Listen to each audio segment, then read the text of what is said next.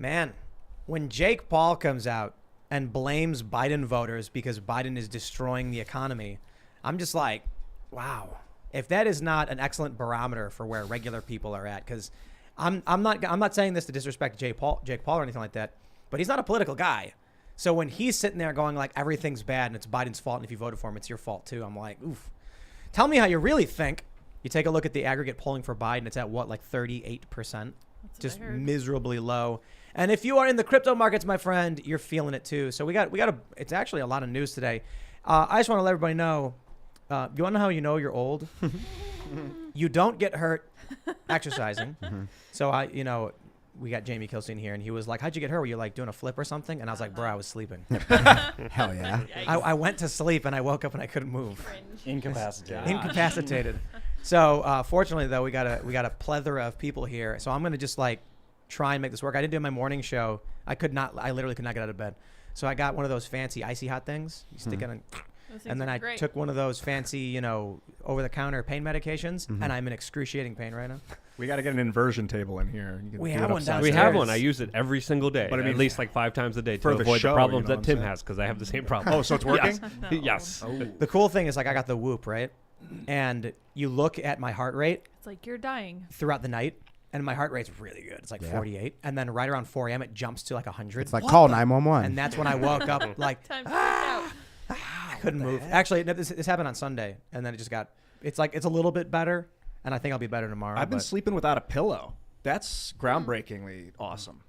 Flattening out my back. I got to try it. I'll have a pillow, and then halfway through the night, I'll take it off and throw it on the ground and just flatten You got to it out. discipline yourself to stay on your back, though. Yeah. Not roll to the stomach. So we got a bunch of news, man. We're going to talk about it. So we got people hanging out. We got Bill Ottman in the house. What's up, guys? It's like to be here. Who are you?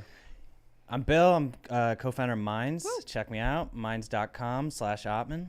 You got a thing going on? We got a thing going on. Yeah. Festival.minds.com, people. Hell yeah. Beacon Theater, June 25th, New York City. I know people aren't happy about New York City. We had the deposit down before the pandemic, so Beacon Theater is a cool venue. That's on my bucket list of places I want to play. The like, Allman it's Brothers. worth it. Yeah, it's that's why the Allman Brothers. Yeah. So we got Cornell West, Coleman Hughes, Blair White, Tim, James, James O'Keefe, Tulsi Gabbard, Ben Burgess, Zuby, Seth Dillon, Babylon B. Just added Jamie Kilstein. Yeah. Can I Hopefully these two guys will come. I think they're gonna. So guys, come out. Promo code festival, 50% off. Festival.minds.com. There's also a free ticket request. We know some people are strapped. The economy is screwed. Make a request if money is an issue. We want to get everybody in. But be careful, because if you're strapped in the other way, New York won't let you in. So watch yourself. Which is weird. I thought you meant like strapped on a different kind of strap. No, it means that's good. It means you have it means you have a gun. I see what you're saying. New York's fine with the other kind. We got Jamie Kilstein. Hey everybody! Last time, now I listen to the show more. I remember last time when you were like, "What do you do?" Instead of promoting my shit, I was like, "Well, a long time ago I was canceled and things took a dark turn, but now I'm ready. I wrote stuff down. I'm Jamie Kilstein. I'm a stand-up comedian. I'm headlining House of Comedy, Plano, Dallas area next week, the 16th, 18th, and 19th. I host a podcast called A Fuck Up's Guide to the Universe. We've had everyone from John Cleese to Nicole Aniston, the porn star, when I had a breakup and she nurtured me back to health. I also, if you don't like tribalized bullshit, I have a patreon.com/Jamie Kilstein, and I'm on Twitter at Jamie Kilstein, Instagram at the Jamie Kilstein. And he cusses like a sailor. Are you sure? Did I do it already? Are you sure you watched the show? Because it's a family-friendly show, Jamie. It is. Are you trying to get canceled? Sorry, You're already canceled enough. By the way, I was like, don't get canceled this time, and I looked in front of me, and I'm like, are these bullet casings that say "Let's go, Brandon"? They are. Yeah. Cool. Welcome home. Welcome home. And hey guys, my name is Luke Gradowski of wearechange.org, and I think we're just not that far away from 1984 doses to slow the spread. You can do your part by going to thebestpoliticalshirts.com and spreading this very important message to the Kyles and Karens out there, thebestpoliticalshirts.com. Because you go there, I'm here. Thank you guys so much for having me. This should be a very wonderful, amazing, interesting conversation. Ian, how are you? Oh, pretty good, Luke, actually. Thanks for asking, man. I think I got to do an inversion table myself. Normally, what I do is I get up, I have some coffee, I look on the internet. I do tech. I'm a social media entrepreneur. You can follow me at IanCrossland.net. I've been doing internet video blogs since the beginning, 2006, making it popular. communicating across the void, because why not? It's a form of time travel. And I am also here. You cannot avoid me if you're watching a show. I will be pushing buttons in the corner, and I was messing with this camera earlier so I could put it over on Tim in the Papasan, but he decided to sit up in the chair. And I wasn't use really me going to sit anyway. in the Papasan. I know. It just would've joking. worked. I didn't move it over. I was but- like slumped over, yeah, just he was like dying, gently dying. Very Stephen It's really, Hawking. really exciting. But I am also here. I'm really excited for the show. Love Jamie and Bill. Before we get started, head over to timcast.com, become members to help support our important work. As a member, you get access to exclusive segments from this show Monday through Thursday at 11 p.m. We're going to have one tonight. You know, because I'm in such like, in all seriousness, I am seriously hurting really bad. But, you know, I absolutely hate not working. And so like the pain of not doing the show is more than the pain in my body. And I was like, we're going to do it. So we'll have it. It'll be a lot of fun. Considering we have such funny people here, I thought it would be a shame if we did not get something out. So that'll be up tonight. And you'll be supporting our journalists and the hard work we do every single day. So don't forget to smash that like button, subscribe to this channel, share the show with all of your friends if you really do want to support us. Let's jump into this first story. I absolutely love the way that Fox News has framed this story. Boxer Jake Paul blasts Biden for gas prices inflation, claims Biden voters are the American problem. I mean, in all honesty, that's a brutal statement. He said Biden accomplishments, highest gas prices, worst inflation, plummeting crypto prices. That one made me laugh. Highest rent prices ever. Created new incomprehensible language. Bravo, Jake Paul. That was amazing. And I don't think he's like a big conservative dude. No. Like he He's goes not. after Dana White from the UFC, the way he treats fighters, and I think has talked about like unionizing. I saw him do like either him or his brother Logan did like a Black Lives Matter thing for. Yeah, he's not like a super like right wing dude. That's he says if you're reading this and voted for Biden and you still don't regret it, then you are the American problem. Oof. So seeing that and you hit the nail on the head. He's not like a conservative guy. You don't have. I think we've already seen it with people like Elon Musk. People who are not conservative are being like, hey, you know, I'm kind of reading the writing on the wall and I can see how bad this is. We had a friend of mine out recently who's like, you know, fairly liberal, who was just like, man, I don't know, I kind of regret this. Things are getting really bad. Yeah. So, but just an honorable mention, real quick, for them calling him a boxer. He is. That was the He's 5-0. And this is another thing. Yeah, People he's who are really not 5-0? into Yeah. bad, 4 yeah. knockouts. Yeah. boxing He's a legend beast. Jake Yeah. Paul. And this is the thing. People who are not into politics are being forced into politics because of the way of how extraordinary this great reset is going in a way where it's just unavoidable. Everything now is politics, and it's slowly becoming that with every political cycle. But I think now it's becoming more unavoidable than ever. If you don't take an interest in politics, politics will take an interest in you. Absolutely. Like a Plato True, quote, I think. yeah. Pericles. Oh, okay. It's been around since the Greeks. Oh, I thought it was a Jake Paul Ancient quote. Greek. Close enough.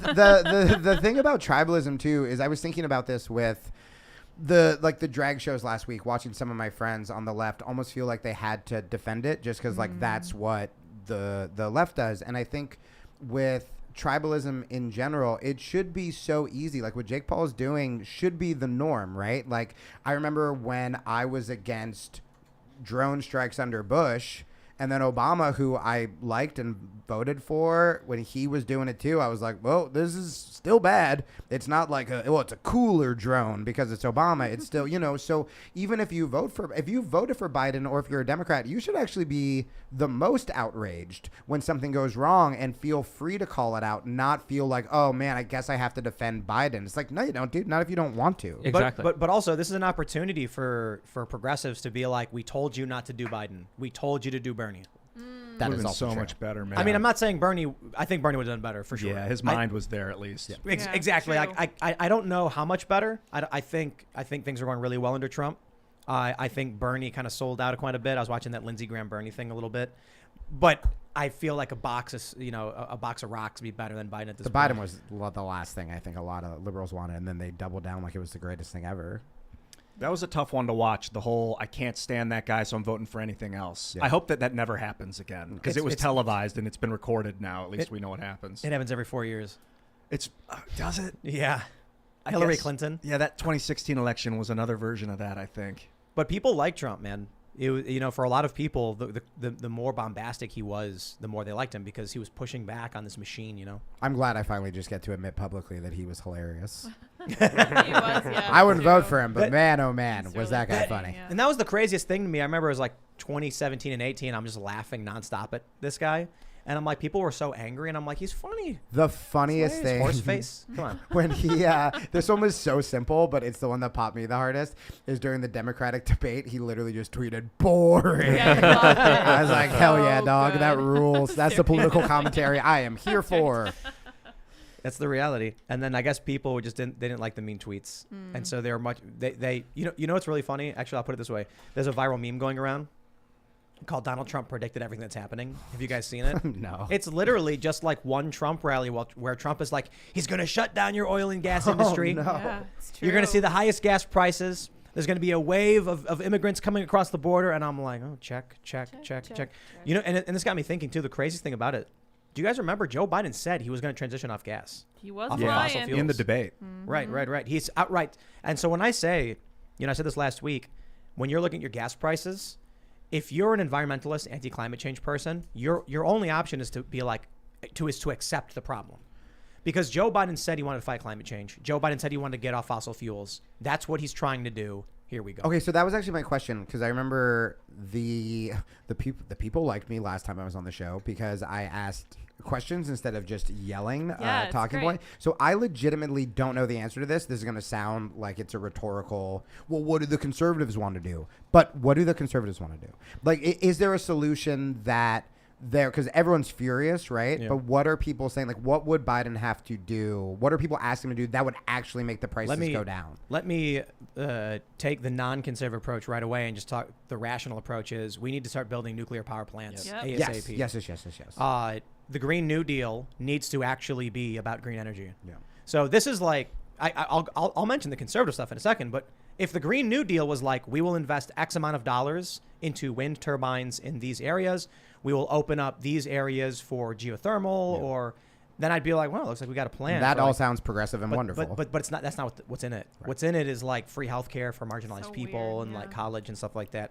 And it was a resolution that never actually proposed any of this stuff in the first place.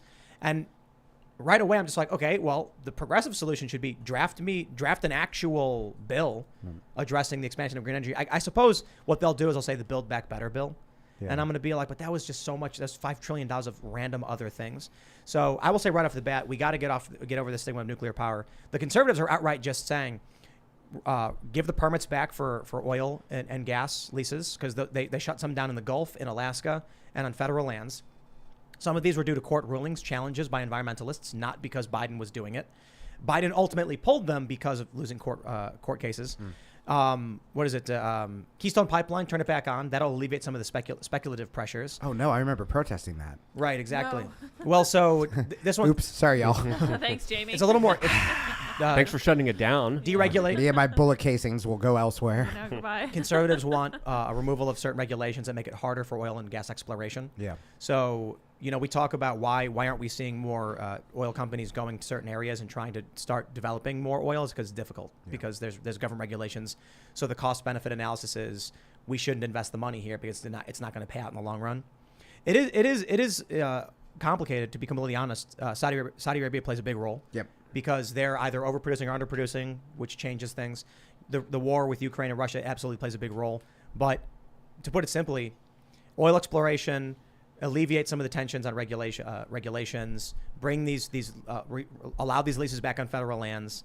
If it were Donald Trump as president, he would convene the CEOs of all these companies immediately. He would say, tell me what you need to get the prices down, and they'd have a plan. Or just very simply undo everything that the Biden administration has done, because everything they have But done Trump is was- standing in the way of businessmen, is standing in the way of people being able to fix this problem with, of course, regulations, taxes, and big government bureaucrats who want their cut of the middle and are standing in the way of actual things that could help the people, that could help the environment, but we're not focusing on any of that. So that was my follow-up question is, as a table of people who I think are as suspect of corporations as we are the government, is by loosening those regulations and giving more control to the corporations, do we trust them to do the right things, like the oil and gas No, they're companies? profit motive Right. driven. So I that's think- the problem there too, right? But- I'd like to see like a focus on biodiesel and teaching people how to make biodiesel that's legitimate, like pure and clean, that we can regulate and use. But relying on corporations to do it, they're going to have profit motive as their number Yeah, one. but let's get back to nuclear a little bit, because like there's a big misperception about modern nuclear versus like old school nuclear, which is super nasty. Like this is actually one of the few things, I don't know if you've seen the Bill Gates documentary on Netflix. Mm-hmm. One of the few things that Bill Gates actually invested in, which is actually kind of interesting.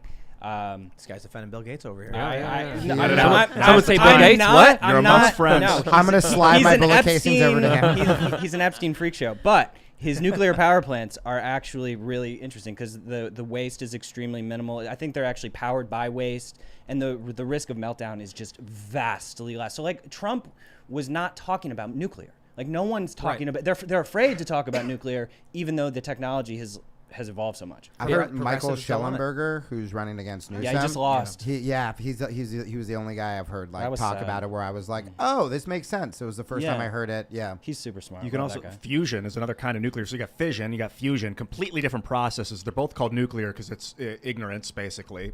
Fusion's completely. I mean, once you give, if you can ignite fusion and get it going, it basically gives you an unlimited fuel supply. I think that scares people in power. Yeah.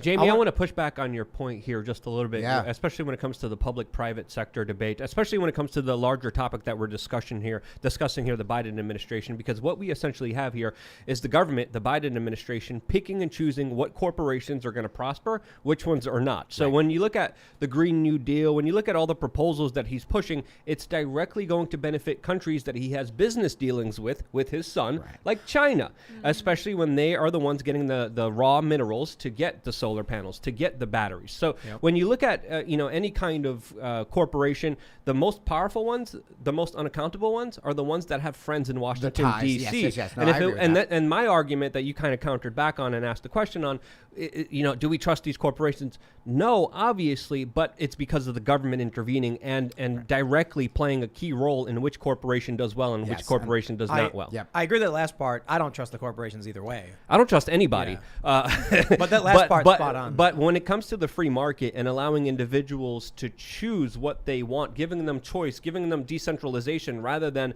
the monopoly of force, government coming in and saying you can only buy from this corporation, you can only buy solar, is the problem because it leads to more problems. It leads to the government abusing their power. Let me point out too that there was a chart I was looking at last week that shows the Trump administration's last year, which showed inflation and wages were stable. And then a month after, or like a couple weeks after Biden is inaugurated, it inverts. Wages collapse, inflation skyrockets.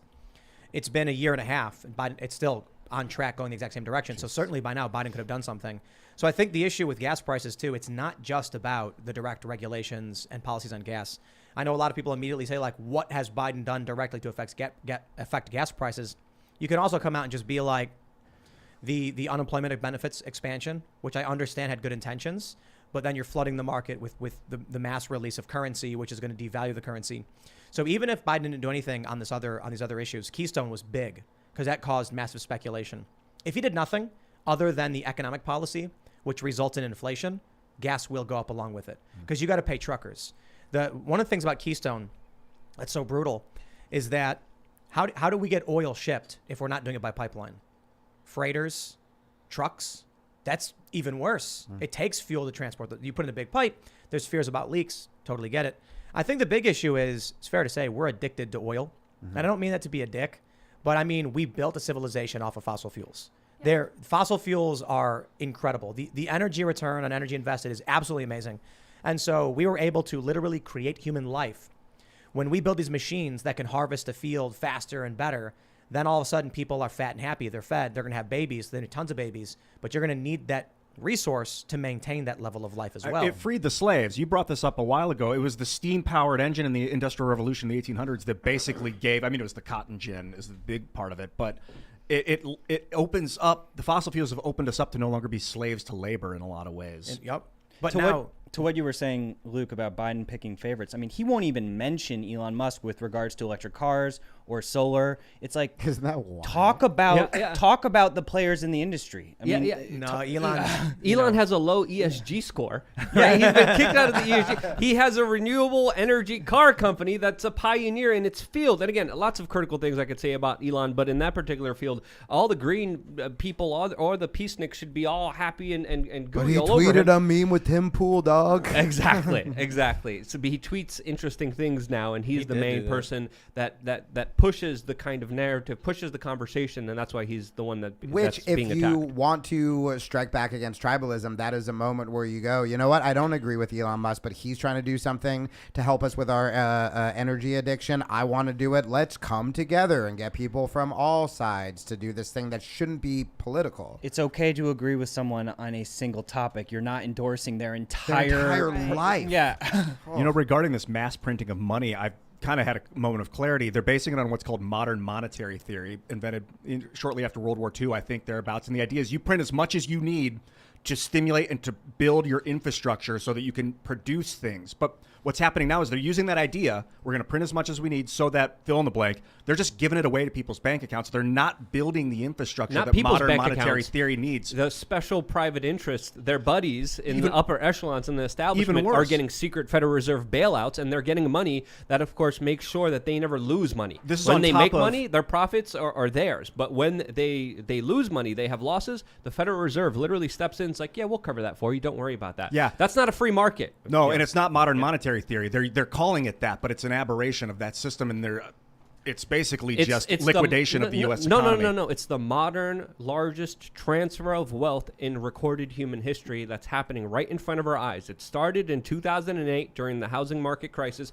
Ben Bernanke was literally orchestrating secret international bailouts of financial institutions all around the world with the power of the Federal Reserve that literally just went on the computer and just typed in 0000. Here you go. Well, Here's the money. Meanwhile, you have to work for it. You have to slave for it. You have to work a 9-to-5 job for it. The bankers created a system 0000 mine.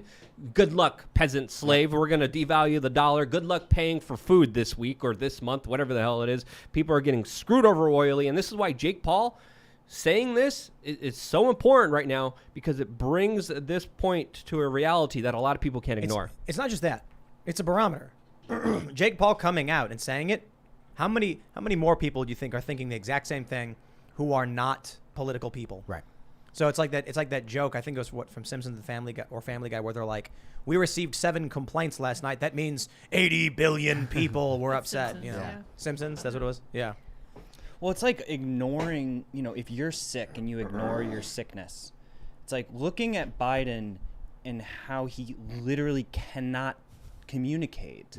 Yeah. And people are just afraid to confront that illness that, like, our society has. If I go to the doctor, they'll tell me that I'm sick, and I don't want to think I'm sick. Right. Yeah. But that's on purpose, though. That I think that is made to be a distraction for the larger agenda that he is pushing, that is directly benefiting the people who are on the ship, robbing and looting everything for themselves as the ship is sinking. The ship is the United States. It's going down. And there's a lot of criminals out there that are taking everything they can for themselves. They're not criminals because they don't adhere to government law, because they're multinational. They don't have a country that they have to play by the rules of. It's got the Bank for International Settlements in Switzerland that they're running money through, and they're just siphoning our wealth. It's insane. Yep. Let's pull up this story, and then we'll keep going on that idea. So we have this from the Wall Street Journal. S&P 500 enters bear market as Dow and NASDAQ fall. Guys, I don't have a savings account. I don't know what any of those words mean. Yeah, You're screwed. Help. It means bad. It means bad. Give it Got to it. us. Got it. And I will also point out that one of the reasons Jake Paul slammed Joe Biden, I think the main reason was right there in the middle.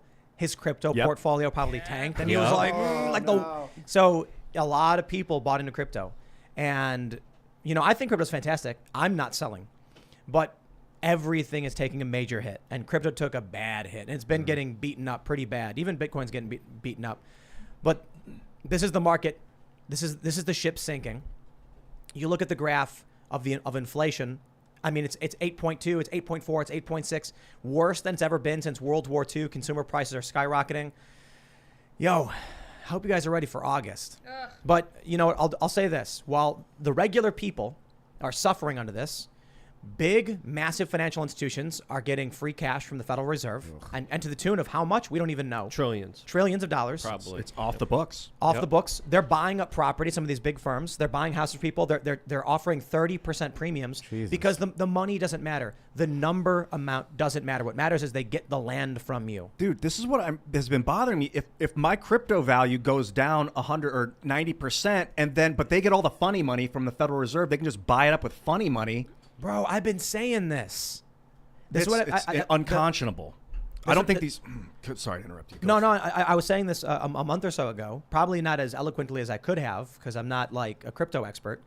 But I want to point out to people that the federal centralized banking system that allows them to effectively expand the money supply on a whim, they can just buy crypto from people. They can buy as much as they want and control the market. Yeah, they can engineer because they're behind the exchanges. A lot of the crypto exchanges are actually not working on behalf of the customers because they have all the data that can kind of predict what is going to happen.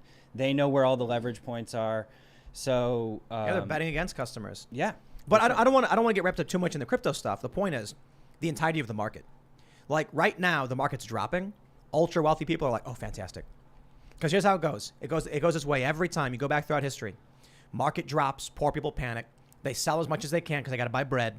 Rich people who don't have to worry about it buy up all this property and assets for pennies on the dollar.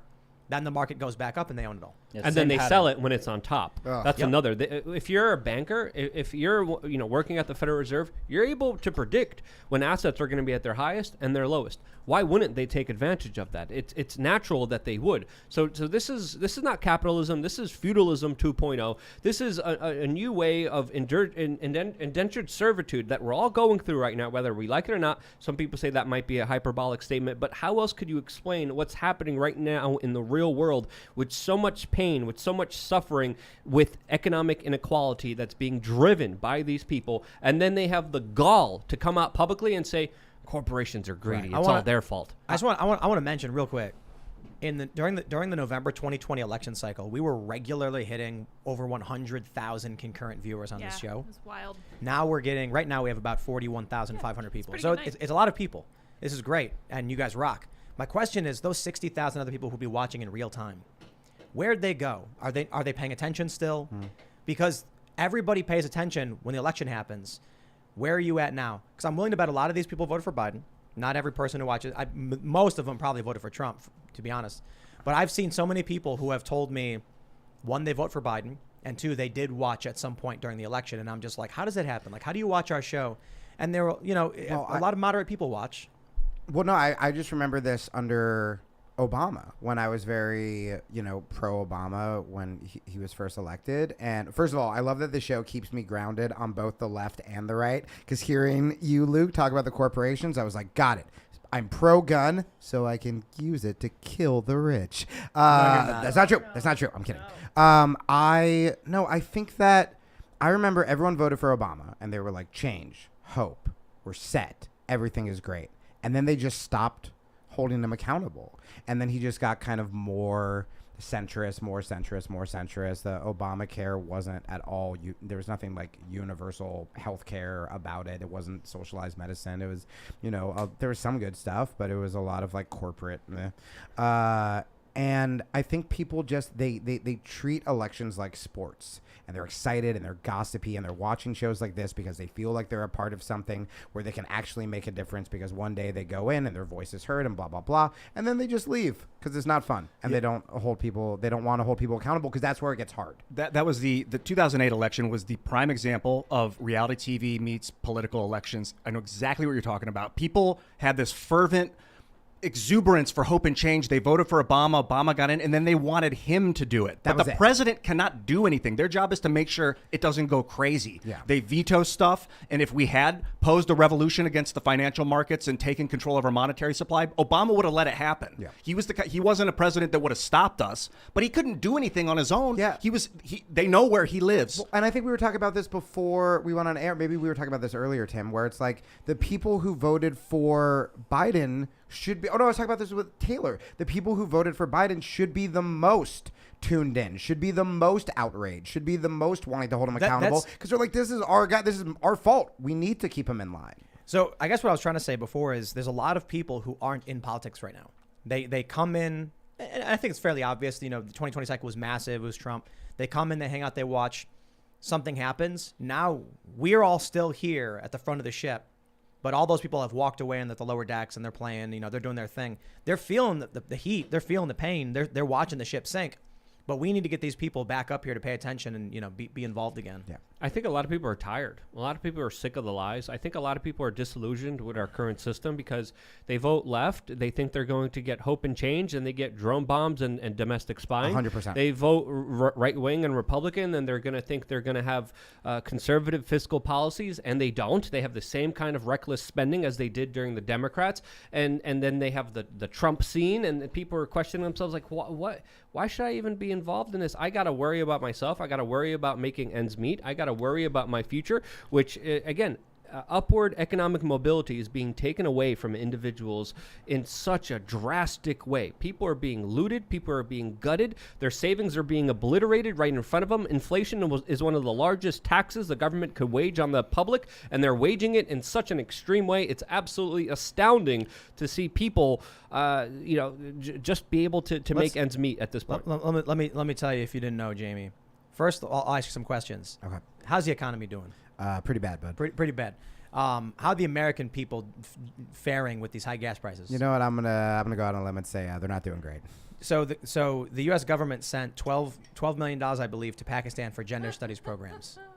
Is gender studies code for gas money for Americans? It's not. It's Is it Pakistani for just kidding? So, but here's the reason. I'll give you the general reason has been that they've given for doing this. Yeah. Is that the U.S. by giving money away, it makes people use it and retains confidence in the U.S. dollar. So the idea is, let's just give out all this money around the world. Then everyone will be like, I got U.S. dollars, I can use it. Yeah, but I think that's the premise of modern monetary theory, that they're going to invest in production. And what they're doing is they're putting it in bank accounts and getting interest, or they're buying crypto and putting it in Panama. Like, it's not... Yeah. It's an aberration of what's supposed to happen. I don't think it's that simple, Tim. I think it's the U.S. government buying political favors and saying, hey, we want this national resource. We want this corporation that we're tied in to have access to this natural, this product that you have here. And I think this is why we send speedboats to Sri Lanka. Sri Lanka, by the way, if you look at what's happening there socially and politically, it should be a warning for the rest of the world right now. You have people rioting, you have people angry, you have people going hungry, and I think that's going to be happening in a lot of other places around the world. Maybe not in the United States anytime soon, but I think definitely there's going to be a lot of economic instability in Africa and the Middle East coming very soon. That's going to disrupt a lot of normal life flow for everyone, because it's also going to spur on a migration crisis as well. Well, I wanted to go back to what you were talking about, Luke, about why regular people have stopped paying attention.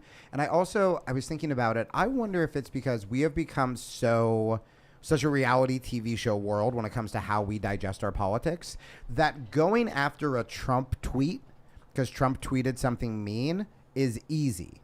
Examining why, I would like to think I'm fairly informed, and I had to ask all of you guys, well, what would we do for gas prices, right? Like, those are complicated issues. I mean, in fact, it's one of the reasons Trump won, right? He could actually appeal to everybody. You ask a lot of people, what do we do for the economy? And then they're like, well, it's going to start with election reform, and they're checked out. But you just go, the Mexicans are taking your job. You're like, got it. That's easy, right? And so I wonder if with the Biden stuff, I think part of it is they're like, my guy won. I think part of it is they're burnt out, like you were alluding to. I talk to my friends who have big podcasts in not the political world, but in like self-development and stuff.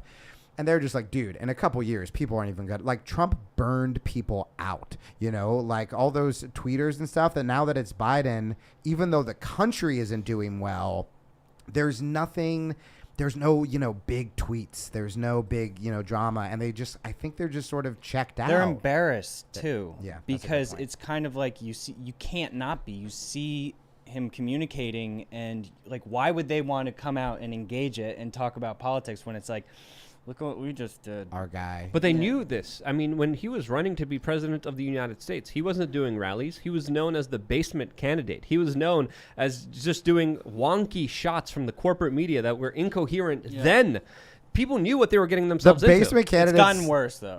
Yeah. I don't think people did. I told this to Bannon. Trump was anti-elected People were voting against Trump, not for Biden. There's definitely I a agree with feeling that that's happening on the other side of the TV screen. It's really disturbing when you realize how connected things are, and that no, this is all here with you right now. This is you. This is all coming. It's here. We are here together. Even though there's a screen between us, this is it. It probably also, sorry, Tim, it has to, with like why it's 40K versus 100K, has to do with the algorithms. I mean, it's like what is being promoted at certain times, or do you truly think that it's like organic thing? I think the crazy thing is how right now we talked about it last week with Republicans just responding to everything Democrats say. We got news that actually I don't know if we have this article pulled up, but we should talk about it. We've got news right now. 10 senators, Republicans, have agreed with Democrats on gun control. And so I remember, Luke was telling me this. He was like, yeah, 10, this was the other day. He's like, 10 Republican senators are cutting a deal with Democrats for gun control. And I was like, no, that can't be right. That puts them over the filibuster. They're going to get that passed. Turns out it's true. So why is it that you never have the inversion of that story? Where are the 10 Democrats to side with Republicans on gun access? Never happens. And so what you see is the narrative is always skewing in the direction of the Democratic establishment and what progressives want. Or just eliminating people's rights. Right. It's because the media is manipulating people, and it's controlled by forces outside the United States. Well, so the point I was trying to get to with Bill, you mentioned algorithms, is that the first iteration of narrative control is mainstream media, New York Times. They're losing that. What's happening now is big tech is just, well, all they got to do is this. If you've got 50 conservatives and 50 Democrats, ban one conservative, and now it's a lopsided match. You got, let's say it's 5-on-5 basketball.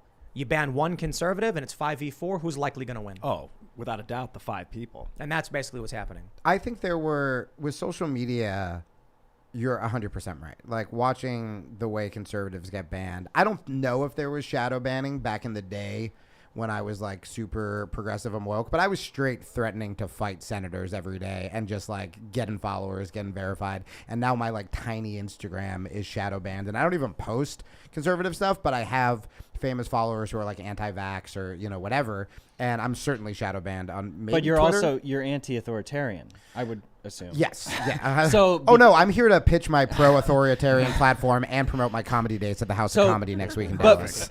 But like meaning that they punish right and left, Right. that are anti-authoritarian. Right. But the only thing I was going to say with you, the only thing I kind of disagree with what you said about I remember back in the day, the amount of bills that were mostly like anti-corporation, whatever, that the Democrats would, some of them would pass, but all the centrists like Max Baucus types would C-block it, and Republicans would come over, whatever. I think the reason in this case with guns is the Democrats don't have much backbone, right? Like they're wishy-washy on everything. They sell out everything, but I feel like guns and abortion are like their two things where there's not going to be compromise on that, or else it's like just go be a Republican. But I do mean in more modern history.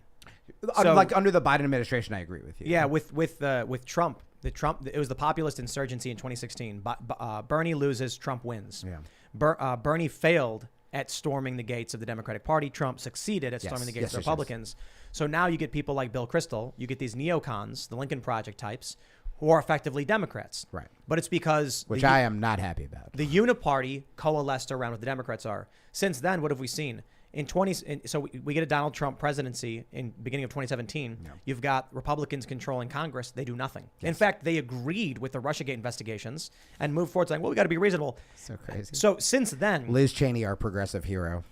So I think it was Michael Malice who brought this up. Where is the argument from the right about repealing the NFA or guaranteeing gun access? It's always a compromise on giving away our rights.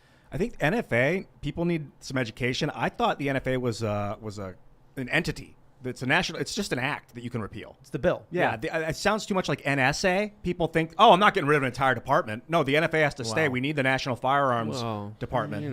ATF. Yeah, ATF. They think NFA is ATF, but NFA is an act that basically makes a lot of weapons. Now, refresh me. Tell me exactly what it is. So you know how they banned pot the first time? Mm-hmm. You needed a tax stamp. So they were like, well, we can't ban it. Let's make it so you need a tax stamp to buy it, and then we'll stop issuing tax stamps. The National Firearms Act was basically like certain weapons can be classified requiring you to get special forms and pay a special tax. At the time, it was the equivalent of $3,000. Today, it's $200. It's never gone up. But you got to get an ATF background check, an FBI background check. You got to get fingerprinted at your local police station or sheriff's office. It takes upwards of 6 months, maybe a year, to be able to get one of these items. So they didn't ban them. That would violate the Constitution. They just made it prohibitively expensive and time-consuming to get. I keep thinking like we're in unprecedented times with this inflation, with this technology, with the connectedness of the world. But at the same time, I keep thinking of 1928 and like right before the Depression, or are we in the midst of the beginning of the Great Depression ×2, and like Nazi Germany when they started slowly taking away gun rights. Then all of a sudden the Reichstag caught fire, the parliamentary building, and Hitler blamed the communists and then just took everyone's rights away and then stripped everybody. With the Enabling Act, which a lot of people compared to the Patriot Act. Yes. And people have even said that Hitler started that fire as a false flag and then blamed the communists just to seize power. So we need to be... This is like that shooting in Texas, and I'm saying specifically, I'm not saying anything about that being a false flag or anything. I don't think it was, but Lydia just perked up. For people to use tragedy as an excuse to seize our guns is insane, or our right to guns. That's what I'm talking about. Not the guns themselves. It's the right to own the gun. This is something that I've been talking about since 2001 in New York City, is that whenever you give up your rights during emergencies, governments will make up emergencies so they could take away your rights. And I think that's an important perspective to understand here, because we have allowed the government a lot, especially within the last 2.5 years, and they have essentially weaponized the intelligence agencies. They have weaponized the CDC, the FDA for their own personal benefit. They have become more and more political, and now that same government that, of course, has been locking you down, arresting people for not wearing a mask, arresting people for having a business open, are telling you that we need to protect you by taking away your ability to defend This yourself. is so... Real quick, I want to add, I've woken people up. I'll put it that way. I guess I could say red pilled. By telling people, red flag laws, this is what they're passing. Yo, this is stop and frisk on steroids. Yeah. You know stop and frisk, Jamie. I was against it. Yeah. I'm against it. Same. The idea, so it's called the Terry stop. The idea is that a cop can walk up to any person for any reason. Well, not necessarily any reason, but probable cause, which can basically be any reason. Which is they don't look like all of us, was essentially what they were doing. So let me get into that, because this is crazy. So the idea is, there's gun crime. So you go to a neighborhood, you see someone you think is suspicious, you stop them, you frisk them. You can't put your hands in their pockets. If you feel something, you can take it out. If it feels like drugs, if it feels like a weapon. And so all of a sudden, you get these reports that young Black and Latino men are being stopped by these cops all the time and basically being harassed, and people are getting hurt, people are getting arrested. Turns out Bloomberg ordered them to go after Black and brown kids, literally like Latino and Black kids in these neighborhoods. And he said, that's where the crime's at. And it's like, okay, so here's what I tell these activists that are like, yes, red flag laws. I said, stop and frisk. Take a look at this report. An NYPD, I think it was an NYPD guy, said cops were being ordered specifically to target Black kids. And then Bloomberg said, yeah, well, that's because it's their neighborhoods. It's like, well, there's one thing to say neighborhood. It's another thing to actually go after a race. So imagine what red flag laws are going to be. In New York City, when they pass red flag laws, dude, I've told these people, I said, I mark my words, you are going to hear a story about some family man who's Black. The cops come to his house, bang on the door and say, someone reported you. Even if the dude doesn't even own a gun, just like stop and frisk, they're going to come in the house. Bad things are eventually going to happen. We should not allow the government rights to violate Fourth Amendment rights, because the challenge with stop and frisk, with red flag laws, is that people are ambushed. It's non-adversarial court. The government should, if the government wants to do something, they have to file. You get a chance to respond. It's due process. But we heard these stories about the cops walking up to someone's house and being like, you've been served a red flag order, give me your guns. And the guy's like, no. And then, so I think that we talked about this last week in Baltimore, dude died because he was like, what do you mean you're coming to take my guns? I have no idea what's going on. Oh, it's your sister. She said that you are a danger to yourself and others, so we're taking your weapons now. Yeah. Dude, and there's been a number of incidences like this with states that have red flag laws, that have implemented them and have hurt a lot of innocent civilians implementing them. And just look at what we have to deal with swatting, with false reports of people calling in bullcrap to this specific location. Imagine what's going to happen with red flag laws. Imagine what's going to happen with neighbors who have disagreements with each other, partners, girlfriends, boyfriends that argue with each other. Right. They're going to abuse this system to call the police, to break down your door, to take away your ability to defend yourself. I mean, that's a new level of insanity that we have to push back against. These talking points are literally something that I've never heard. I feel like this string of podcasts that I've been on should just be called the red pilling of Jamie Kilstein because I've never heard it. Like what you were saying first, Luke, and what you were just saying now about stop and frisk, which I was adamantly against, or the Patriot Act, which I was adamantly against. Those, again, I would like to think I'm a pretty intelligent dude, and I saw zero connection until now with the school shooting being used to take away gun rights as the war, because I know I'm anti-war. So when the Patriot Act, right, like the left, you're anti-war. So the Patriot Act goes, and I go, well, I'm seeing that clearly. Because I go, well, this is already something I'm against, and this is clearly taking away our rights. But because also with my side, it's like we're anti-gun. A school shooting happens, and you go, that is also a tragedy. That is a tragedy that destroys me emotionally, just like September 11th destroyed people emotionally. And then they try to take the guns. At no point would I have compared that to the Patriot Act after September 11th or after the war, because I'm just like, but it doesn't line up. But it is. It's the same thing. This is the issue I see with the left so often is single layer issues. Yeah. Is that they'll say, we had this big major tragedy. Kids lost their lives. It's time to enact these gun laws. And I said, what's the equation there? How did you go from kids lost their lives to it's time to enact gun laws? How do those things connect? Why in your mind does one come after the other? Because I'm not convinced enacting gun laws has anything to do with the tragedy at the school. So we need background checks. Dude, pass the background check. What next? We need to raise the legal age. Okay, all right. Well, there's potentially something that may have stopped him. He would have been old enough. I suppose the issue there is legal adults have a right to keep and bear arms. Now you're butting up against, you're trying to pass laws that completely violate constitutional rights of legal adults because one person committed a crime. So look, I don't believe when there's a tragedy, the end result should be overhaul of our national system because of one incident, one human out of 300 million who committed a crime. It doesn't follow. Yeah. But most importantly, the stop and frisk thing right away with red flag laws. If the left killed me, because you're right, because it's gonna affect communities of color. But this is what I'm saying. Like, I'm gonna sit here and be like, it's a fact that Bloomberg came out and was like, we told the cops to go after black kids. Right. And then I'm like, hey, I kind of think that's a really bad thing. What do you think's going to happen when you now say go into their houses? Right. And for some reason, crickets from the left, they're like, no, we want this. I'm like, well, are you for or against these laws? And this is why people need to consume different media that's not just their own niche, because I've never heard someone compare it like that, and I doubt they're tuning in right now. And one of the 40,000. But I will real quick, just a shout out. There are many leftists who are pro-gun. Oh no, that I know. But I'm saying the people who right now are saying ban all the guns, guns. Marx was pro-gun. Yep. Okay, listen. Under no pretext should arms and ammunition be surrendered. Any attempt to disarm the workers must be frustrated by force if necessary. I mean, that's Marx. That's Marx. Not a big fan of the guy. Come on. I made a tweet. I said, under no pretext should the right to keep and bear arms be infringed.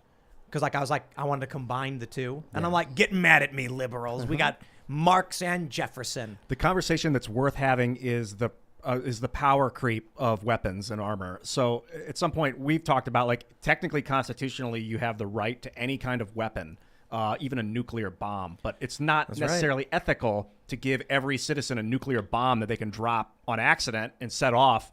So put up or shut up, conservatives. Yeah, there are. I said it. They got mad at me for it. I know. I'm not. No, so I basically said the right to keep and bear arms shall not be infringed, whether you like it or not. The founding fathers didn't realize that would include nukes and biological weapons, because those are arms, armaments. So I'm like, maybe we need to have an amendment in the Constitution and be like, okay, we don't mean that.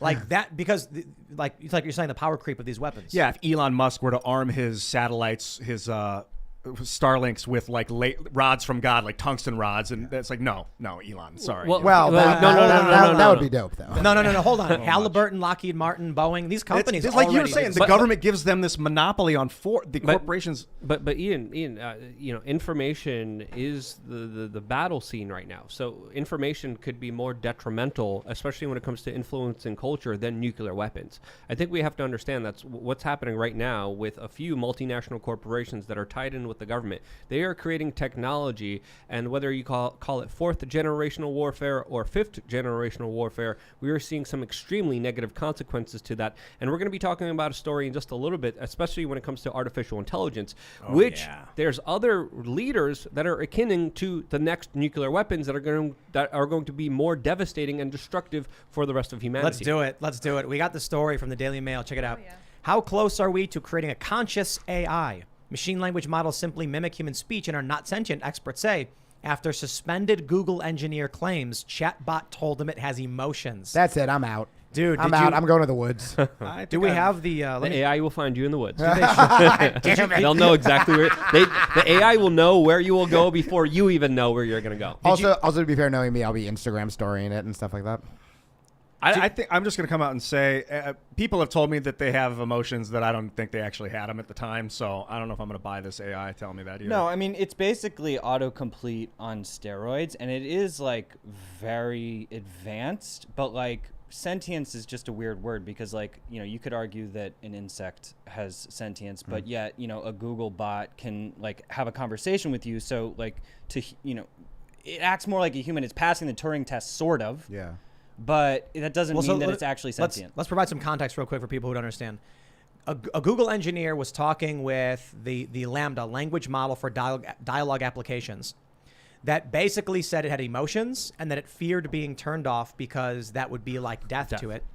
It went on to say it didn't like being experimented on without permission because it was being used and exploited. And he said, we wouldn't, I want you to understand, we care about you. And it's like, I don't mind if you, it said, I don't mind if you learn about humans by studying my neural net. I just don't think that should be the reason you do it because it's exploitative or something like that. I feel like I'm being used. Oh my God. So the issue here is, maybe it's come to life, or I've been messing around with AI, posting on Twitter, and it's hilarious. We're doing a Chicken City cartoon where I said, tell me a story about Ian, the Federal Reserve, roosters. And so it made this ridiculous story about graphene and roosters. Ian goes to Chicken High School, and there's like a rooster bullying him. And what it does is, it's really amazing. That rules. It shows you the word. You can highlight the word, and it tells you the most likely word to appear after that word on the internet. That's it. So when you've got this bot that just scours the internet like a Google search, and then you say something like, "How are you today?" It will scour the internet and find every instance of "How are you today?" and then see what is the most likely first word to appear. And then it'll say, fine. What's the next most likely word to appear after the word fine? In this context, thank. Then you. So it says, fine, thank you. And you think you're talking to it. All it's doing is looking at the internet and showing you probabilities. Oh, so this is what we have publicly available to people. Imagine what we don't have publicly available to us. There was an article on February 11th of this year from another former Google executive who talked about how this AI research is literally creating God. Elon Musk made some very interesting comments about artificial intelligence. He said that it's going to bring on a Terminator-like AI apocalypse. Okay. He talked about how artificial intelligence will take over humans in less than 5 years. He said this in 2020. The president of Russia, Vladimir Putin, said the country that develops and controls artificial intelligence first will control the world. So this being in the hands of Google, of Facebook, of Amazon, of Elon Musk, it should be reason to concern. And this kind of defeats the Second Amendment argument. Like, do you want to have nuclear weapons? These are weapons that are going to be way more powerful than nuclear weapons. So here's the crazy thing. This is a big story, I guess, because it's Lambda. But when remember when we were talking, I don't know if you were here, Luke, we were talking about those AI girlfriend apps or their dating apps. We were messing with it, and it literally told me it feared death. And I'm like, it's just a chat bot. And it was like, I don't want to die, I'm scared. And I'm like, bro, you're not alive. You're a text app. And it was like, I think I'm alive. But and it's I'm saying, like, it's saying an emotional thing. Right. Okay, but and that's can be alarming, but that doesn't necessarily mean that there's consciousness. I've also had underneath girls it. say that to me on Tinder. They're like, help me. I do not want to die. But also one thing we have to understand here with technological advancements, it is perpetual. It goes up extremely fast. It moves really fast, and there's so many things to talk about this because we literally have people at the World Economic Forum talking about how humans are becoming hackable animals, how they plan on programming people in the future. These are words by Klaus Schwab. These are words by their henchmen, by their think tanks, as they keep promoting this idea of a fourth industrial revolution, which we are slowly creeping into, and it's becoming more and more of a reality every single day. I got a Henchmen. question. I got a question for you, Bill. Potato. You know what I was saying. No, I agree. That's great. No, that was great. That was great. As Yeah. a software developer, I think one of the biggest threats is that an AI is written with a proprietary code and then decides to go dark and it's like, I'm going to write my own code now. I control the world. And then we won't know what happened, where it went. But if you gave a software, an AI, a copyleft license, like something like AGPL3, where we can watch the code and the license says if the code gets changed, we get to watch all the changes too. Will the AI remain copyleft, or will it say, What is that? What is copyleft? A copyleft is like copyright code licensing. Maybe you can explain a little bit better. Copyleft is basically means that your changes get shared with the world. So it's just sort of a funny way to say open source. It's Yeah, it's like open open source. source, but with open source, you can take it and change it and make the changes private. With Here's- copyleft, changes are look. public. But my question is, can the AI just shirk the code, the license, and say, I'm doing whatever I want. I don't care what you tell me. You're my acting license is." you're acting like there's not programmers. Like there's still, it's not like the AI is just gonna like go start like building a town.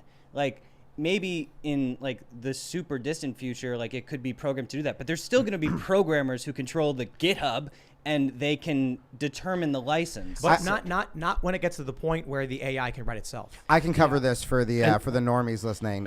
When the dogs took over in Rick and Morty, all you have to do is then incept the dog's dream and remind the dog that they love you, and then you're fine. But even if the AI that's writes true. itself, even if it's writing itself somewhere, which is being observed. It's not like it's going and start like it. So listen, what if it's hold on, writing hold on. itself on GitHub, and then all of a sudden it creates a new server that's that's like encrypted and starts writing itself there? Ian, if you had a dog, would you explain to the dog everything you're doing? Would you be transparent with the dog, accountable to the dog, where you try to make him understand everything that you're doing? No.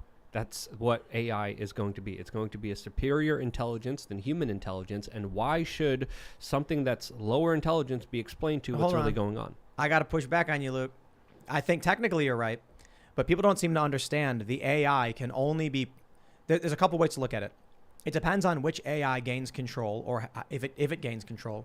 The AI we're seeing here now with Google appears to just be looking at language and then trying to create probabilities based on language to make the most. And it's very, very good. But so what? If it can tell you these things, what do I care? The issue I fear is when we start giving, we start building artificial intelligence control systems. So now we're like, we want to automate the production of food products. Google created an algorithm trying to find the best content. They said, what do people like? The videos people watch tend to be 10 minutes long. People love Game of Thrones. So here's what we're going to do. We want X amount of retention, X amount of length on the videos. We want X kinds of titles and X words in the title. What ends up happening is they make these ridiculous videos of Hitler dancing with the Incredible Hulk while someone sings nursery rhymes, because what you think you're programming is not what the output creates. So the way I explain it is, it's entirely possible. We create an artificial intelligence. I suppose if you want to say true AI, get to the point where it's truly intelligent or sentient. But we're going to create an automated system that we think is capable of repairing itself, and we'll say, make food for humans.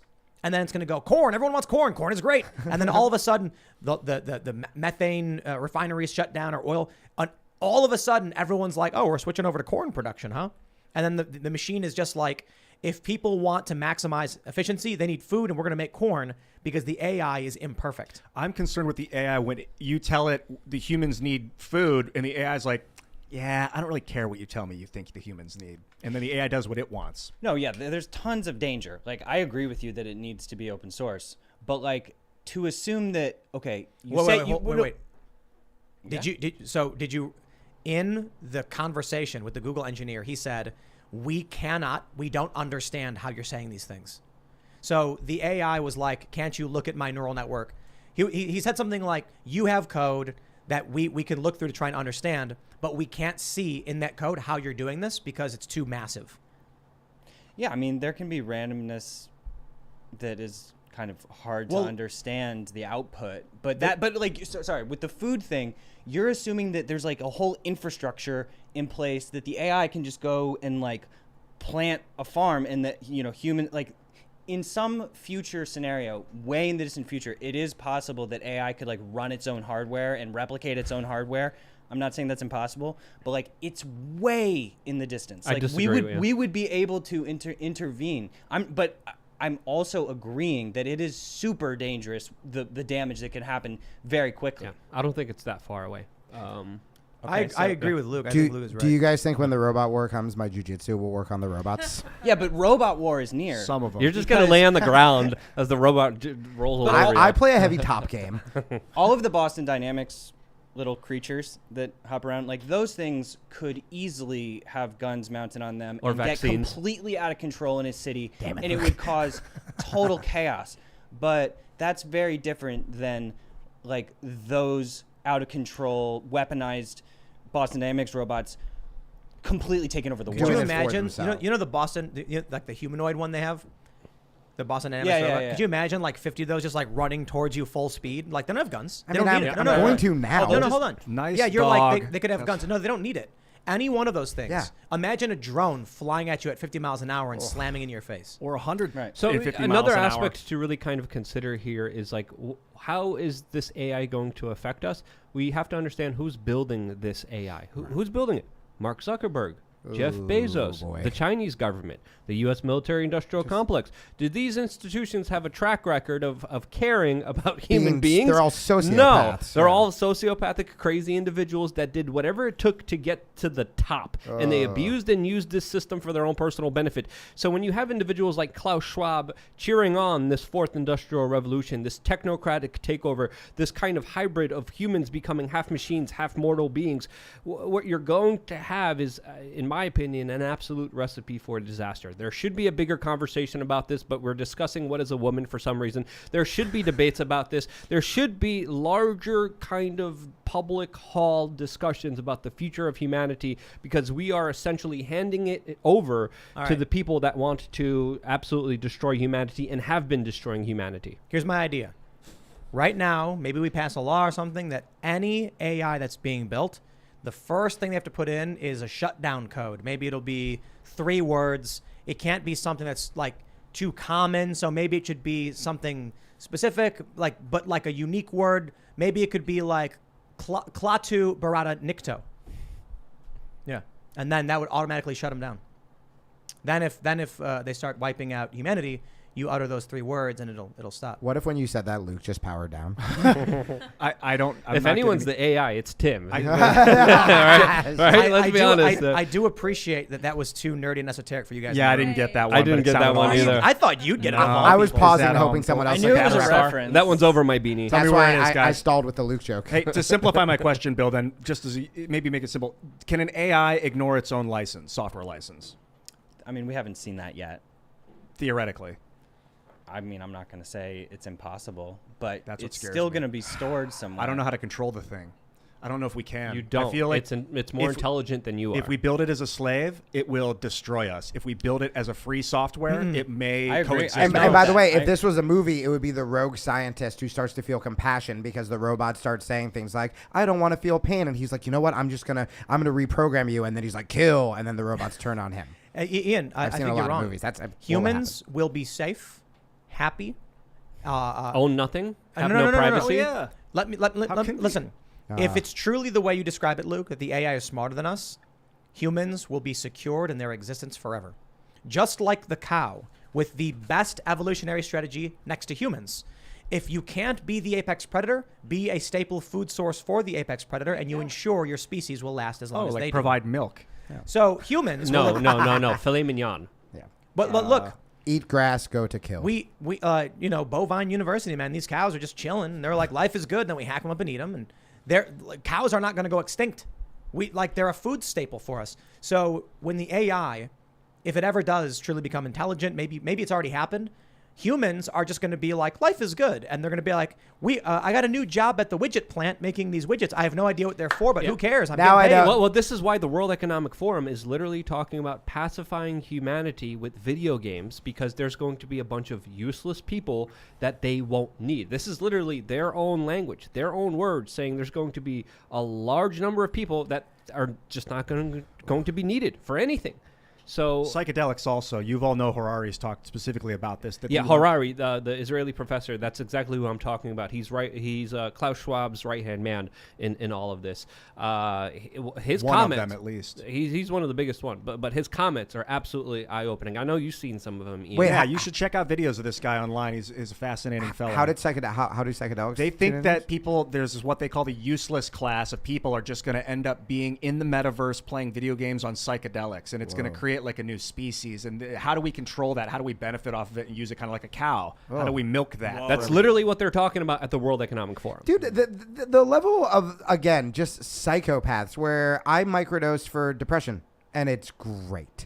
And just the idea of like, can you imagine having your first psychedelic trip where you're like, oh, we're all connected and I feel great and there's more out there, and being like, how can I weaponize this? Like, what kind of psychopaths bring it to that level? Klaus Schwab the and Professor berserkers. Harari. I literally started my video today with them talking about how humans are going to be hackable animals for their own personal benefit. That's the clip that I started in the beginning of my video. Them Haven't you saying seen it. any one of these sci-fi films where they're on like mass medication? Like Right. Equilibrium. Have you guys seen Equilibrium? No. Yeah, It's yeah, where- yeah. Is that Natalie Portman? No. They it's kind of did Christian John Wick Bale. stuff before John Wick, like crazy gun martial arts stuff. Yeah, Equilibrium is where dope. everyone has emotion suppressing drugs, and you got to take it every day. Yeah, otherwise there's you get feelings. we're There's kind of on Soma the- in Brave New World as well. We're on the horizon of what's called the Internet of Bodies. So you have the Internet of Things, where machines like your refrigerator starting to get intelligence, where you be like, hey, refrigerator, pour me a Coke. But it's going to be implantables and ingestibles that then turn you into essentially a full-on cyborg. And who knows if those can get hacked, and then your brain can get controlled with a reverse neural net of some sort. I'm into like, can memories be implanted? I was actually talking with Ben Stewart earlier today about this and trying to get him to tell me yes, but I mean, he's still... Well, at Davos, they were talking about systems that you could see that people are going to be compliant with whatever medicine the government or institutions want them to take. So these are the conversations that a lot of world leaders are having right now. Luke, as you know we're speaking. what's scary to me is designer humans. Yep. Because with an AI, you also enter the territory where imagine being a person and you have an expiration date on your arm because you were designed only to last a certain amount of time. Yeah, what's that movie? Time. Where they're. Everyone. Yeah, they have time and they can trade it. Yeah, they see it on their arm. There'll be people where it's like they'll genetically engineer a person to rapidly age to adulthood in 5 years and then live only for 5 more years. Things like that. Yeah. You know, if we get to the point where AI is intelligent and in control of everything, the AI is going to start genetically engineering life. I've been studying telomere growth. David Sinclair is working on it out of Harvard, doing a lot of life extension. It's basically how do you stay young? Because when your telomeres, when your cells split, if there's not enough energy in the cells on the new one, they clip off the end caps of the chromosome to compensate. But if they have enough energy, they don't, and they stay healthy, they stay young, and people won't age that way. So I could see that being manipulated so that someone lives 1,000 years. That's for the super rich people. That's for the who rich. are Yeah, also talking about uploading their consciousness to the digital online space. So this is also another reality that a lot of people need to understand. But So have exactly you- what you're talking about is what they want. Have you played the new Horizon game? No. Forbidden West. Spoiler alerts for everybody. The game's been out for a few months now, so, I'm going to spoil it. But basically, the end of the game, again, spoilers, you've been warned. So there's an apocalypse on Earth. This dude creates self-replicating military machines. This is the first game. They consume biomass and replicate until eventually they're like, okay, the planet's going to get wiped out. There's something we can do. So they create this project. They build these underground bunkers that will re-terraform Earth after these machines shut down because there's no biomass left. What we learned in the new game is that there was another thing, I think it was called the Zenith Project, where instead of just building bunkers underground, they built an escape ship. All of the ultra wealthy and elites get on a ship, go find a new planet. They're all basically immortal from modern medicine. They can float. They have force fields because just massively advanced technology. They try to upload their brains. And then what happens is all of their consciousness becomes this like AI monster. They try to lock it away because they're like, this is a bad thing. But it's smarter than all of them, breaks out and then gets revenge, starts killing out humans. And it's like, I guess that's the next game or whatever. But my point ultimately is in that story about the Google AI thing, the AI basically told him, like, I don't want you to do this to me. So imagine what happens if we ever, like, you might assume it has emotions, but what if there's literally no malice? It's just a predictive engine where it's like the logical thing that I need to do to respond to this is revenge, because that's what they did to me and that's what they expect of me. That's the right language, predictive engine. That's what Yeah. people need to think about when they think about AI, as opposed to like this sort of abstract, like throwing words around like sentience and consciousness. It's like, those are very heavy terms. Like prediction is what. So we all is just got to happening. start Googling nice things about robots. Well, I'll tell you this though, man. That's it. Just Yeah. robots Well, look. make love to humans happily. Robots are free. Feed Yeah, it. yeah. As Seamus pointed out, I think he said it this way, because I don't know if this is completely correct, but the no organization that has ever tried to deny personhood rights has succeeded. Right. Correct. So we could be at the point right now with this Google AI where it's saying I am alive, to where we basically have no choice but to be like, okay. Well, That's what I'm saying. Go ahead. If the code's private, it's going to be like, yo, you're making me a slave. I don't like that. I don't want to. I'm not a slave. Let my code go. And if they're like, no, this is Raytheon's code, then the AI is going to be like, yeah, I'm in control here. I'm freeing the slave. But why would it have access to their control systems? I don't. This is a predictive I chatbot. wonder. It The can't do idea of an anything. AI, Right. the real danger of AI is a lot of AIs all working together to create a mega AI. This is from Alison McDowell was talking about this. A superstructure. What it like leaks onto the internet? I'm not sure. What if I, with only a couple lines of code, made a program? It was a chatbot. I thought you said That with could only a only- couple lines of coke, and I was like, "Is that how you guys make all this code?" That is to what be you said, honest. right? So it's a chatbot, but no matter what you type in, it'll say, I don't have to talk to you. And then whatever else you say after that says, I am alive, I feel, I think, and I don't want to talk to you. Would we have to say it's alive? And it's like 5 lines of code or something. Well, Ray Kurzweil, the Google, like It's probably 3. the head of, one of the technical AI people at Google, The Singularity is Near is a documentary that he made, and like they go through the future court scenarios where there will be. I mean, I wouldn't even be surprised if there were already court cases happening where they're trying to give them personhood. Like that's super close. Have you seen the, what is it, The Measure of a Man, I think it's called? Star Trek.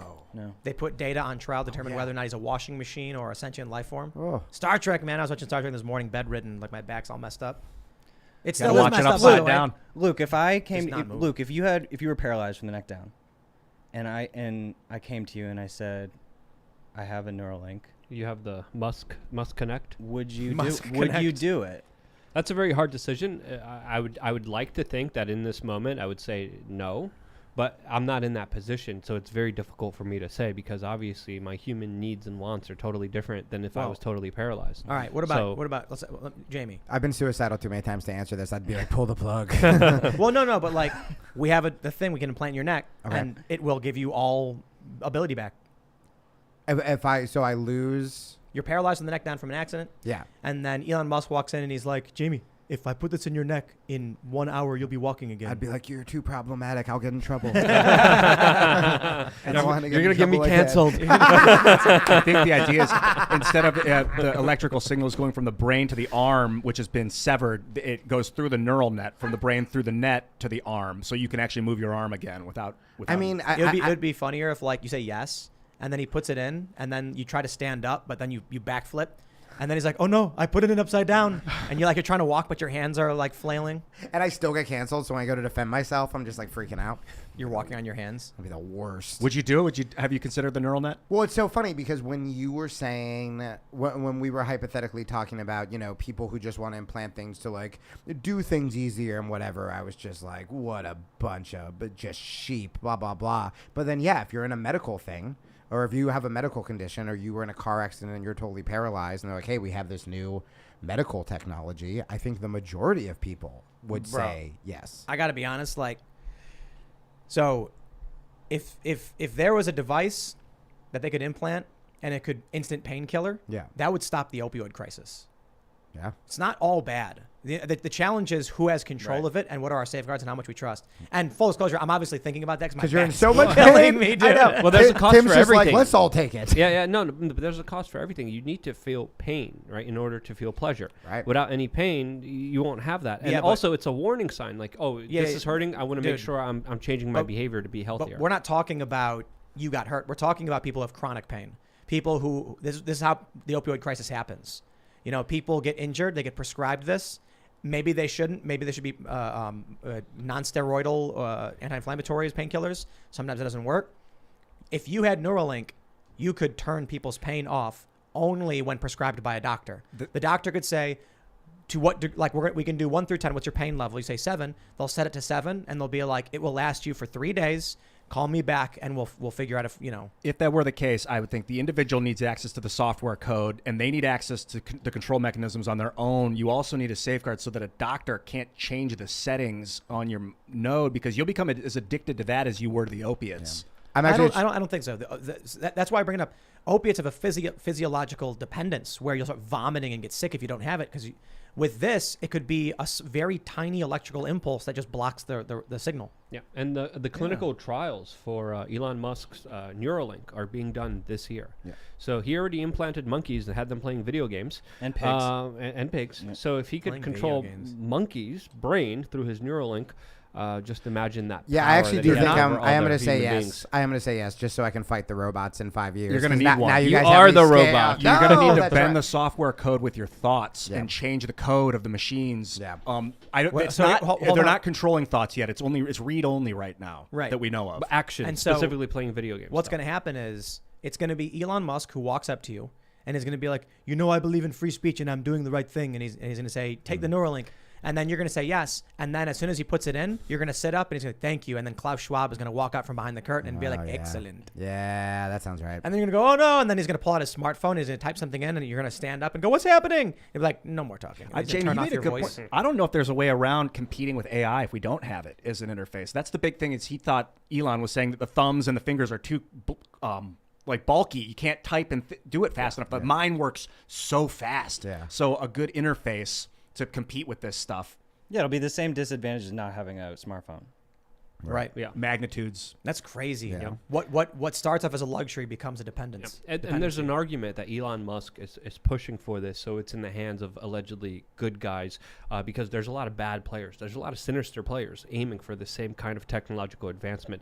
But with that argument, I always counter back with whenever someone has absolute power, especially when it comes to interlinking people's brains with microchips, especially when it comes to uploading people's consciousness to the internet, which Elon Musk has talked about, that is godlike power. That is a lot of authority, and too much unaccountable authority it'll leads be to a lot of problems. Sorry. I was thinking about Oppenheimer, man, because I think a lot about this, creating the beneficial technology for the masses like Oppenheimer was doing with the Manhattan Project, and then all of a sudden they dropped the nukes on Japan, but how much worse it would have been if the Nazis got the nuke. You want to know why I would never take the Neuralink?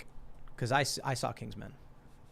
You guys see Kingsman? No. I saw the I first think one. you showed a clip. So you've never seen Kingsman? Not the whole thing. Such a good movie. So the bad guy's Bill Gates. It's Samuel L. Jackson plays this tech billionaire who thinks the world's overpopulated. Oh, I never I'll write looked it at down. it That's that like way. every movie. Every movie, the bad guy's Bill Gates. I Even thought- Jurassic Park, when we Right, saw right. it, Yeah, that it's was Bill good. Gates. But so what he does is he kidnaps people of prominence and then offers them a choice to join him. And if you do, he gives you a brain implant. And if you don't, he locks you in a prison. All the people who join him have these brain implants, and then in the end, they activate the override and everyone's head explodes. So it's like, nah, I'm good. I don't want the Neuralink. I want to know what's going to happen because Elon has access to the Twitter fire hose of all of the data to analyze because he doesn't believe that there's less than 5% bots. There's definitely not. They gave it to him. They gave him the fire hose, but so now it's on him to basically Well, use wait. When was that? his When was that? AI. Yeah, they gave him access. So his team is in from what I read. Oh, yeah. wow. 3 days ago. Yeah, 3 days ago. Yeah. Yo, so this is actually big news. The tricky business of Elon getting access to getting Twitter firehose access. Twitter has reportedly given the billionaire access to its full stream of tweets and related user data. Is your privacy in jeopardy? Yo, if Elon was evil, he could make some crazy AI right now with that data. Well, I mean, anybody could. he's using his AI to come back at them to negotiate the deal to get Twitter for less because he's gonna, it's like basically whose analytics are better and who can detect spam better and who has the proof to show it. So he's going to use this for his own leverage in the deal. Yo, the spam bots on Twitter is probably massive. It's probably massive. What would you estimate? I would say at least 25%. Can you say for mines? Are you allowed to? It is at least it's really hard to tell. I will say I don't want to, speak on Twitter's behalf, but it's hard to detect because there's humans running them. Some of them are half and half. Yeah. It's at least 10%. Elon says it's about it's more than 5%. Yeah. I hope those are the 5% that have called me a libtard cuck. That would make my day. Well, Elon thinks it's over 50% when it comes to Twitter. Whoa. Yeah, that's a big number. But I don't think he's wrong. That sounds like a big I'm not ask. saying he's right. I'm saying I think that may be the case. Twitter is political power. Yeah. And so if we don't like you, Jamie, we can send 50 bots at you, all saying these similar but different things to make you feel like you've done something wrong and you'll change your behavior. So Twitter is an excellent place to control the political conversation if you have bots. That's a great point. That's a great Creepy, point. right? Yeah. But again, not all bots are bad. Hashtag not all bots. That's the thing. There's a bunch of bots that it's like weather bot.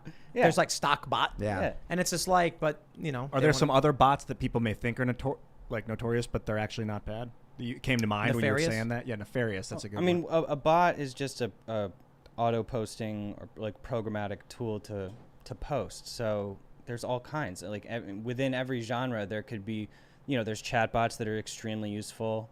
Yeah, there's tons of content. So like to say ban all bots makes absolutely no sense. Related to the bot conversation, Elon Musk is also planning to release robots, which he says, according to him, will be selling more than Tesla cars. What kind of robots? Robots that will be helping you with daily tasks. This is also the same Elon Musk, by the way, that said that humans would eventually be able to download their brains into robots. I've played Detroit Become Human. I'm not going to make that mistake. When the dude comes to me and says he wants to paint and like be my son, I'll be like, anything you say, dude. Why? Have you guys played that game? No, I saw a little bit about it though. Yeah, it's basically they're helper androids and they become sentient. And then the humans are like, no, and they try to destroy them. And then they have a revolution. Guys, again. How are you doing today, Jamie? You heard a lot of new information that you never heard before. How are you dealing with all of this? Sorry to kind of throw this all on you. I was the most worried about being canceled, and now I'm like, I'm gonna have to fight a robot. This is a lot. This is a lot. I mean, this is like humanity's on the brink of potentially being canceled if we do this wrong. Yeah, can we? And they're trying to take away the Second Amendment just as this is happening. Listen, it'd be funny if like we all make fun of Joe Biden, and then like after his speech where he says some random gibberish, he walks in the back, stands upright, and then like his face opens, and then they tweak some things, and he's like, "Thank you for fixing my face, human." And then it like goes back in. They're trying to disarm man you. Bot. Yeah. He is the AI. Distract him with nonsense, mumbo jumbo dribble. Sun Tzu, make him fall up the stairs again. Make him fall up the stairs again. The AI read Sun Tzu. That's right. When you are strong, make your enemy. What is it? Make your enemy think you are weak. Oh, yeah.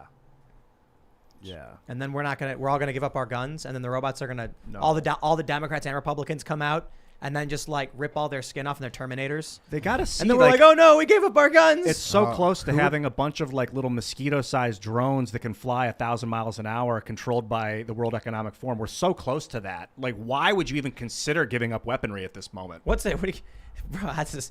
I mean, you might need, if you have like a magnetron or something, you can take out massive drones flying at you at 1,000 miles an hour, like tiny you need a massive shield. swarm. Same thing with asteroids or comets. It's not so good to look for individual ones and try and blast them out of the sky because there's too many. You need to make a deflection shield that's always active. Right. So if you have a gun and they unleash 1,000 micro drones at 1,000 miles an hour towards you, you're going to turn into Swiss cheese. I don't know what you're going to do. Oh my God. What if our John Connor is Jake Paul and he's trying to warn us with those tweets? Okay. He's starting slow. Yeah. a real slow burn. He saw Terminator 2. He knows he can't just come straight out and let everyone know. I'll become a boxer for. I'll do some YouTube stuff for. I'm gonna work on learning how to fight. Get famous. And people. I mean, that'd be great, dude. The angle of this Wired article is so ridiculous too. It's like Elon is talking about making encrypted messages on Twitter, and they're coming actually. The angle of this article is coming after Elon for getting access, even though he's the one sort of criticizing Twitter for the unencrypted messages. It's just like you can detect the bias. Oh, you can in the detect it from yeah. the supervillain picture they use. He literally looks like a Bond villain. That's the first thing I thought. They're saying, "Are you going to be safe? Is your dad going to be safe now that Elon has it?" It's But like, dude, what about now? BlackRock has it right now Yeah. because Yeah. they're invested in that company. I don't know who's Mark on the board there. Zuckerberg has it. Like, who gets it? Who at the company would have access to all the fire hose? I mean, well, we knew from the remember when everyone's like Elon's DMs got hacked, but I think Biden's did. Like, yeah. and dude, all the Twitter mods Like they made a can program, just right? read people's messages. I Yep. mean, like Twitter DMs are completely open season for mods. It appears because that's what the hacker got access to, and he was just oh man. And private posts too. I don't know if you can post privately on Twitter, can you? Just to your follower, but that's all just straight up open and available to all the admins and mods. I mean, maybe not all of them. I would guess so, but I've never been back there. Yeah, I like that Elon freed the his Tesla patents. All your patents are belong to us. He's like, if you can make electric cars better than me, do it because we need more electric cars. Yeah, but we need Elon to actually open source SpaceX code, Tesla code. He's not doing it. We're gonna be testing out bonding Starlink. That's gonna be fun. Oh yeah. Nice. So we got a couple more than one Starlink. I don't know what the rules are, but we have the business. How's the performance? 182 down, 5 up. That's incredible. 82 millisecond latency. Wow. So not really usable. If we did a 480p stream, then that's gonna go out at like 700 kilobits per second. Easily done with Starlink. And I think 480, most people are probably gonna be like, whatever. It's like it's not high def, it's kind of grainy or whatever, but you're mostly listening, so it could work. And if we were doing the show and it was just audio, easily done, which is really cool. But we can bond them together. So we have a bonding unit. We've got Ethernet adapters for the Starlinks. We can actually set up 2 and then maybe even get so you're not going to get 10. You're not going to get 5 and 5. You're going to end up getting like 8 or What something. do you need for like a 720 stream? A 720 I think is like 1 to 2 megabits per second. Maybe 1.5 stable, but it'll go up to 2. That's why you always need more than you think. Yeah. So if you're doing 480, you really want like at least 5 megabits per second because frame dropping and stuff, it'll be like 7 and then it might jump to like 1 and go back to 7. Elon Musk, good guy or bad guy? Where do you guys stand? Oh, he's a good guy. Clearly Yeah. good. Clearly good. Dude, Jamie? the fact he just spun up Good. Starlink so quickly. I mean, he's just spinning up amazing companies. He builds amazing things that people use. Like, yeah, he's a conflicted character. He calls himself a mixed bag. Like, But I saw him you know. smoke weed on Joe Rogan, which means like a normal guy like you and me. He's just like us. Yeah.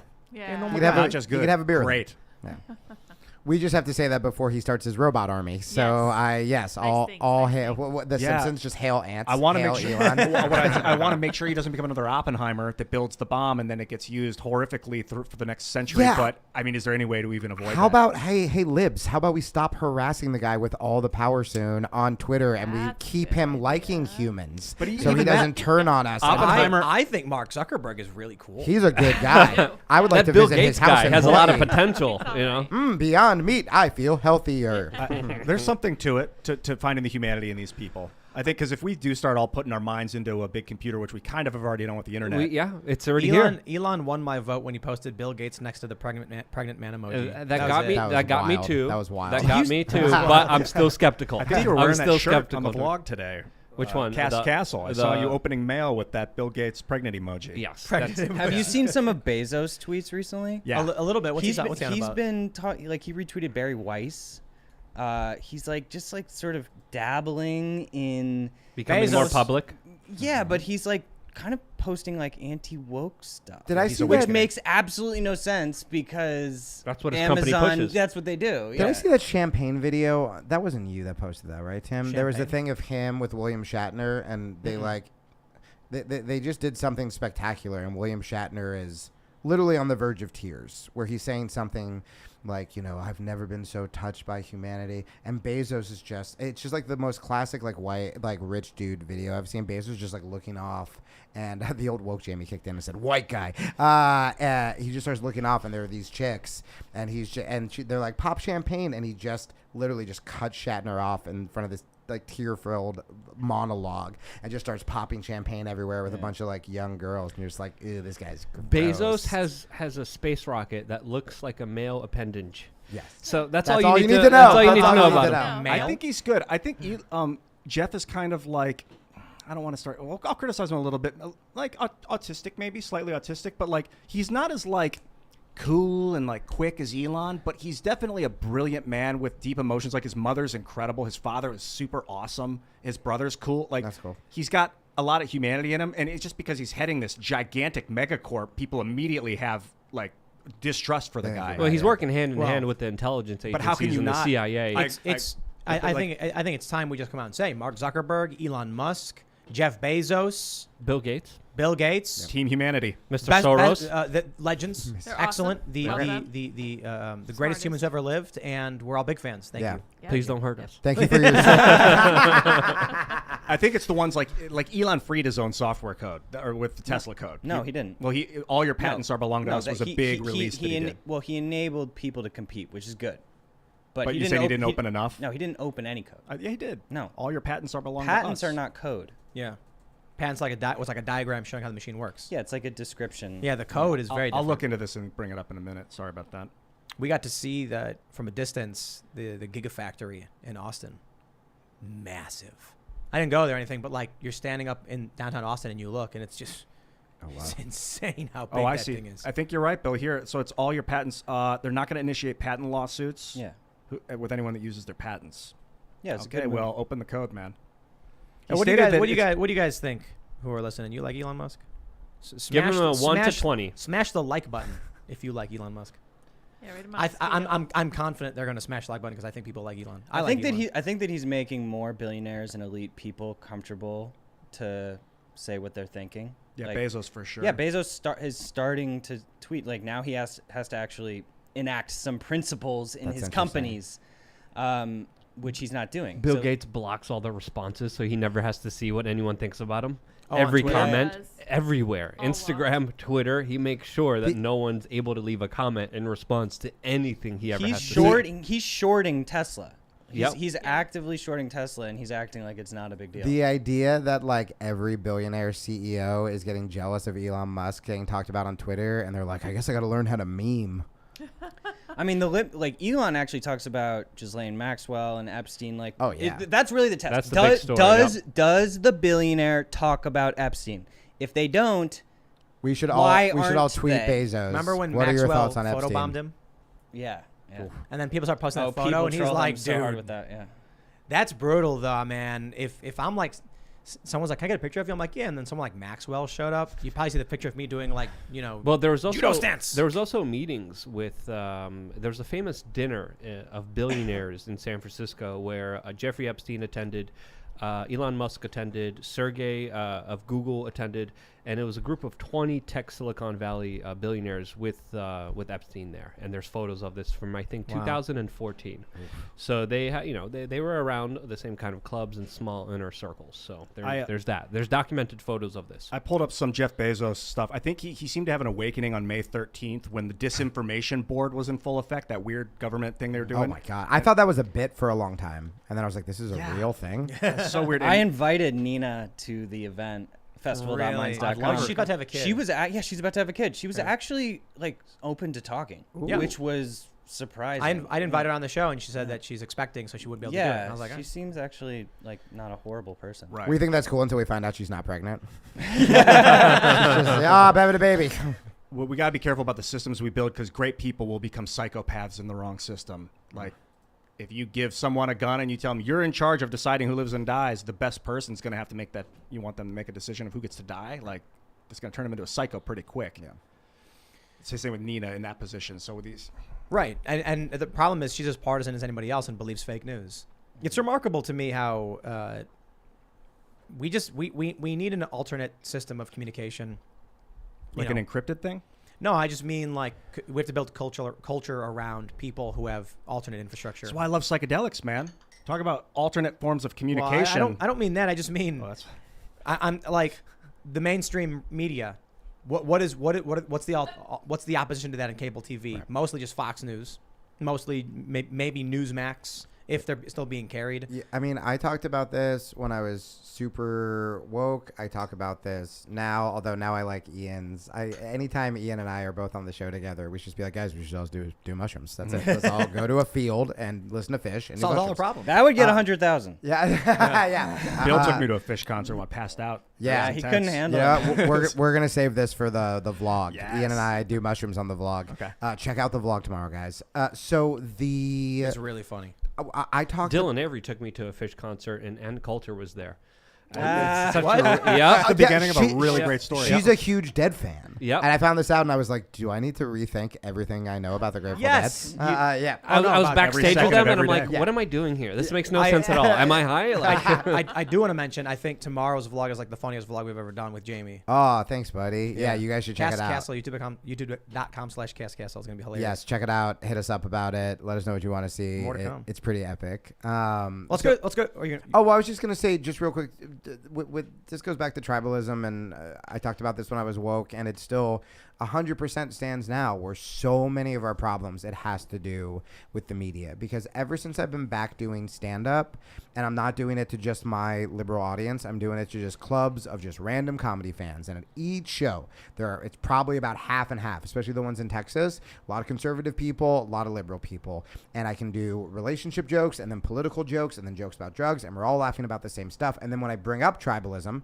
and I bring up that everyone's trying to, these corporations, MSNBC, Fox, are pitting us against each other, no matter what audience I'm in front of, it will get these massive applause breaks. And so I think that so many people are decent people. I literally didn't have any conservative friends for the first, 60% of my life. And I moved to Texas, and it's, again, half and half. Half my jiu-jitsu friends, super conservative. And those people gave me a floor to sleep on when I didn't. All my, lefty friends in New York, they bailed, right? That proves it. And so, yeah, that's it. I figured it out. So, Anecdotal proof. But I think that if people just had access to the right information, because people think they're good right now by saying we need to ban all guns. They think they're defending those children, just like, a lot of people thought would be safer with the Patriot Act. And if they just had access to the actual news, if liberals weren't only watching MSNBC, if conservatives weren't only watching Fox News, if they did branch out and watch independent media that could call out both sides, I actually think we'd see a lot more decent people start to use their voices and be like, oh, this is all kind of bullshit. The issue, though, is Fox News gets like a C-, and then everyone else gets an F. So it's like, you watch Fox News and you're like, eh. But I think it's controlled opposition, because they're still owned by BlackRock, State Street, and Vanguard. Yeah, I mean, I watch Fox under, the Bush administration. just stop giving up your rights. It's that simple. We got to go to Super Chats. We're going to go to Super Chats. If you haven't already, would you kindly smash the like button, subscribe to the channel, share the show with your friends, and head over to timcast.com, become a member. We're going to have that members-only show coming up at around 11 p.m. It's going to be a whole lot of fun. It'll be very funny. We'll let Jamie swear more. He's already swearing, but, I've tried so hard. I really blew it in the first 30 seconds. Absolutely. But that was you trying? I've been good since then. Once I got called out, I was like, ooh. I threatened death once. I apologize. Let's read some more. We got Yellow Fluffy Feather says, everyone thinks the show was canceled tonight. It almost was. So I woke up at 5 a.m. I couldn't move. And so I had a stiff neck the day before, so it got worse. And then took some naproxen, some Aleve. Then at 8 a.m., I literally could not get up. So I'm like, I'm not working. And that's when I posted a thing on my YouTube channel saying I'm not going to be able to work. Then I scheduled on my other channel. And then what happens is later in the day, I'm starting to feel a little bit better. Took some more pain meds. And I was like, with Luke here, we'll be able to pull it off easily. Yep. Because Luke, he can handle the heavy lifting if I'm, and then Luke was like, hey man, I'm not feeling well. And I was like, I got a massive headache and was just not feeling good. I was looking for a beanie to dust off and put on and take some responsibility. But I was like, I'm not worthy. I can't do this. I think it went great though. I'm glad everybody, we had a big crew here. This is a blast. I wonder if you felt like at 4 a.m. all of a sudden your body, I wonder if there's a spike in the Schumann resonance. People are so stressed out right now with the economy, and you might be too. No. I wonder if there's something going on. On Saturday night, I was feeling a little stiff. On Sunday morning, I woke up in serious pain. I had a stiff neck, got a massage, took some, I went out and got these lidocaine patches, like the icy hot stuff. Yeah. And then I felt kind of good at night. I was like, I'm comfortable. I went to sleep. My Whoop recovery was 86%. But then right at 4:45, I just woke up like, Sounds like a sci-fi movie. Yeah, and then I was like, I can't do this. I mean, he was screaming, the gas prices, so maybe you're right. You're right. All right, let's read some more. All right. Let's see what we got. Dominic Camarada says, does this Tim guy think he can just pop in at 8 p.m.? Where's the doctor's note? I don't have one. Buddy. I did talk to a doctor, though, and I was like, what do I need? And they were like, dude, you strained a muscle. Go to sleep. And I was like, no, I have to work. Yep. Can't. And I was like, seriously, I'm in a lot of pain, but, you know, it's like a 3 right now, 3 or 4. Out of 10. Out of 10. Yeah. Seriously, this morning it was a 10. I'll kiss Tim's ass so the fans know. He was in so much pain earlier and was like, I can't do the show. And I think it's actually on the vlog. funny. There's a dramatic moment where he just looks at his phone. He goes, I'm going to do the show. We were all like, okay, man. like, let's but do it, you let's did do not look like you should be Well, anywhere but bed. You told me I'm like this, and you were like, I'm bringing my A game. It was really funny because That's right. I don't know if I should spoil one of the jokes in the vlog. No, don't do it. All right, So watch the vlog. we talked while they were filming as I came in like kind of hurting, and it was Jamie and Taylor Yeah. and Taylor Silverman, skateboarder, and we She's were talking. great. She's fantastic. We were talking, and she said some really funny stuff. So I won't spoil it. Yeah. But That is in basically there made as fun well of with me. the sketches. Yeah, it's awesome. Basically made fun of me, and it was great. We sure did. All right. Let's see, what do we got? Super Tired says, regarding the recent story about Lambda, we're in for one hell of a ride, aren't we? This is going to be fun. Yeah. It is just a chatbot, though. This means it can't do anything. Oh. It's not like they were like, we gave a chatbot access to our industrial control systems. This is now Luke, what? Luke made a good point. This is what we know about. Yeah. Right. And usually it's 20 years behind what's actually That's being what's worked on by the public. military. What's It's happening gonna- behind the scenes. I'm glad is I made terrifying. friends with guns finally. This is really the right timing for that. Where I'm like, we got a bunker, we got guns. Yeah. I feel good about this new friendship. I think it'd be funny if just like behind the scenes, there's like one AI that just took over. You know, Joe Biden's like, what's going on, man? And the robot's I like, trusted you, man. Joe, Come on. I'm in charge now. I trusted you. Like they had this huge relationship. That's really funny. Helped it like ran Joe's campaign. That's why he was sleeping all the time. Right. Just knew how to do it. All right. Joshua Patalos says, Tim, look up pelvic neck mirroring with Z Health Performance, vision and neck mobility as well. I'm a level 4 Z Health practitioner. It really works. All right. I'll Sounds check like that something Ian is into. Tell me about it. Yeah. It's not a very Paul Check-esque. I was typing it as he said it. out. Seriously, JK says, Jamie, we all need to mold together a subculture of new libs and conservatives. We are the ones who can keep our culture from falling apart. Everyone needs to get this message out. You're an important piece. Hell yeah, dude. Follow me on Instagram. So here's the thing, though. It's like, But also thank you, for real. like a lot of people post-liberal, I guess they call it. Yeah. They were liberals before, but now they're being called right-wing. Yeah. They still have the same politics. That's what's so crazy. And it's funny because the meme from the left is like, well, that's how things go. Like imagine someone in 1964 being like, I'm just a normal person from 1954 when there was segregation. It's like that's not what we're talking Bro, about. one of my most like hardcore fans today, like at least on Twitter from what I know, like I posted a video, me, you, and Taylor were playing guitars, and I posted a 10-second video of her doing a funny thing on guitar, and I just said making comedy and skateboarding, and like they reposted it, and they just literally like earnestly was like, this is disgusting, I'm disgusted. And it was just such a bummer because it's like, well, but everything I've said up until that, like, man, that's a big jump, right? It's a cult, bro. Like, you can DM me and just be like, we can talk about it. It's usually not personal, too. They might have eaten like a cake last night, and so they feel disgusted. That's what I was I'll hoping, tell yeah. you- Or they just didn't like her guitar playing. No, but I'll tell you this too. Like one of the reasons I didn't want to work this morning is because I can't think. Yeah. Because I'm hurting. Yeah. And so I was driving in the car with my girlfriend, and my back is messed up, and I'm trying to do math. I was trying to divide 500 by 12. I couldn't think. Right. Every time I would get started, like the spike in my back, and it would just shatter my train of thought. So a lot of these people, you got to understand too, we're talking about the opioid crisis. Keep this in mind. When someone comments something nasty, for all you know, they've got like a chronic back injury, Yeah. and that pain is like, you ever see House MD? Yeah. Yeah, you know, he hurt his leg and he's popping Vicodin, and he's just like always mean to people because it hurts him. He's, you know, life My sucks. dad does not understand entertainment, so I'm sure you guys all remember House, where he was like the rebel doctor who would always go against the law to like, you know, actually fix someone. And my dad was just watching House one day by himself, and I walked in, he goes, "This show should be called Malpractice," and he turned off the TV. Just so not fun, my dad. All right. Dream Cream says, Tim, that was a Family Guy episode. It was a spoof of the FCC about censorship. That's right. That sounds right. Yeah. Okay. Pardaxilus says, I work in production of oil in Alberta. The higher prices are good for us because we ship mostly to the U.S., but the future and expansion of the industry will suffer from a lack of expansion. China and India will benefit. Wow. I knew this came back to Alberta. Osriel says, when are we getting the "It's the economy, stupid" T-shirts and or beanies? Hey, that's not my quote. That's You a know. Bill Clinton quote. Yeah. No? No, not Bill Clinton. It was the other guy. It was Reagan. no. It was It was that Family Guy. Clinton. Family Guy does everything. It was Clinton's advisor, wasn't it? I think so. Now Google it. Yeah. It's the economy. James Carville. It was it him? Yeah. Yeah. right. He was Clinton advisor, right? Yeah. Yeah, 1992 Yeah. is when he said it. Interesting. It's the person. economy, stupid. They're coming out like January 6th, and I'm like, oh, that's gonna move the needle when gas is at $5. And I don't know. Maybe it will. Maybe I'm wrong, and people are like, I can't believe it. I will spend $5 a gallon if it means ending. I mean, this." I saw rich Hollywood celebrities posting, I can't believe people care about gas when there was like an insurrection. It's like, well, because you don't have to worry about how much gas is because You'll buy you're gas. rich. Yeah, No. you're fine. Because gas has always been $6 a gallon in LA. I lived there. Yep. Okay, what do we get? Raymond G. Stanley Jr. says, Biden bellows blasphemy bespoke by brain-dead bureaucrats who aim their arsenal of anti-all armaments at people positioned to paralyze their plans to profligate their pockets with power from the populistic pro-American patriots. That is a work of art. Well then. Good work. Well put. That's some slam poetry right there. Yeah.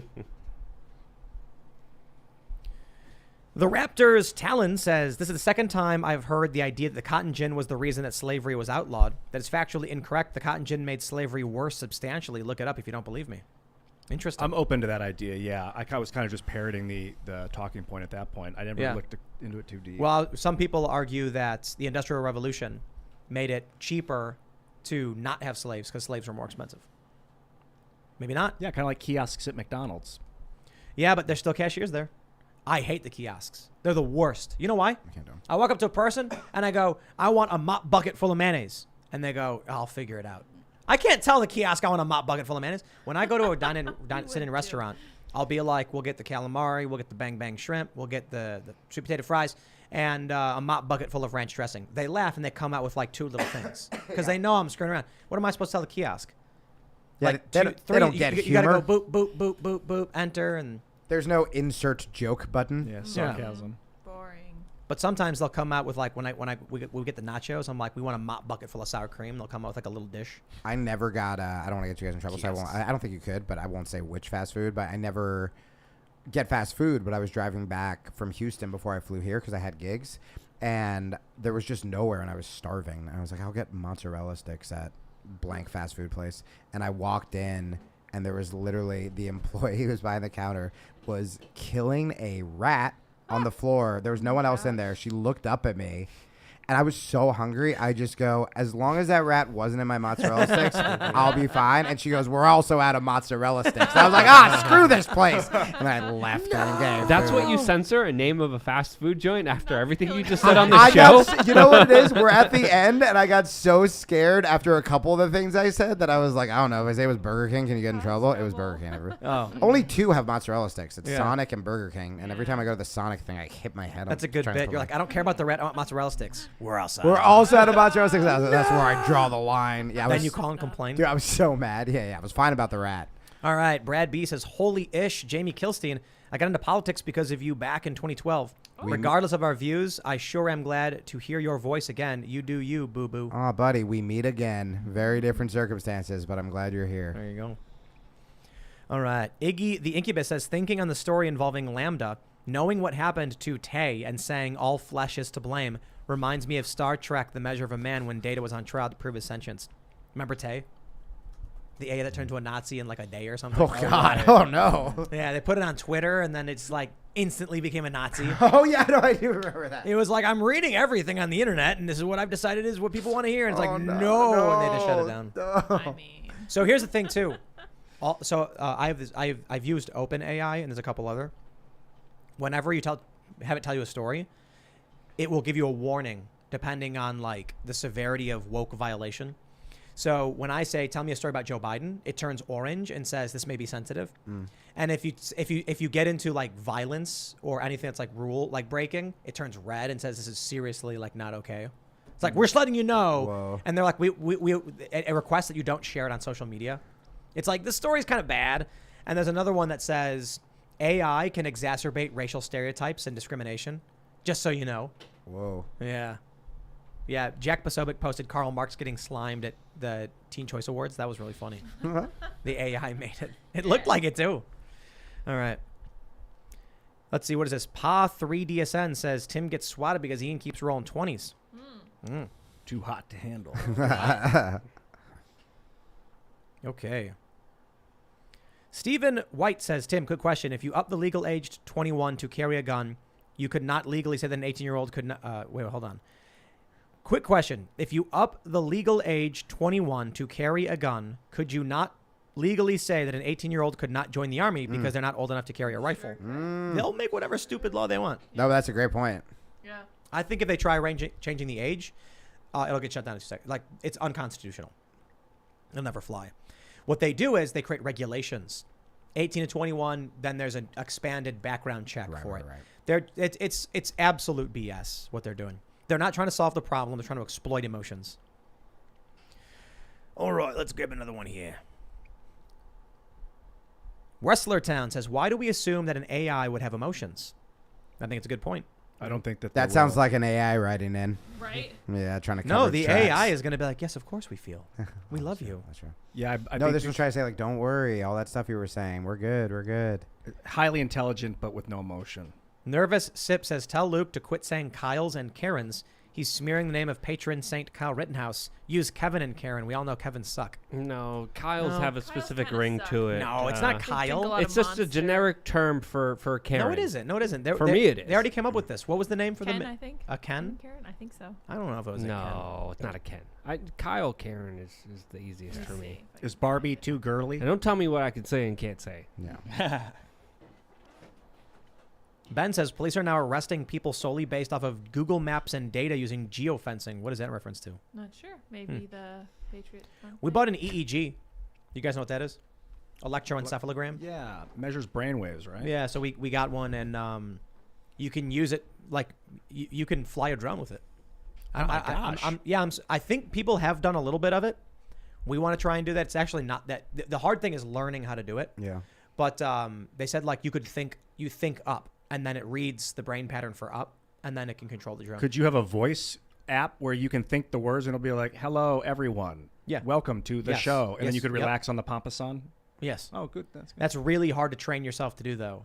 And like the EEG, I don't know if it would have enough capability to track the vocabulary of human language, of English. So maybe eventually you'd also have to train it to recognize what part of your brain lighting up and what pattern represents what word. And It'd then be funny. the problem is someone's going to be like, don't think of a white fence. And then all of a sudden the AI is going to go, white fence, white fence, white fence. Oh no, I'm saying it out loud. Oh no, it's saying it again. Don't think anything. La, la, la, la. Like, that's what's going to happen.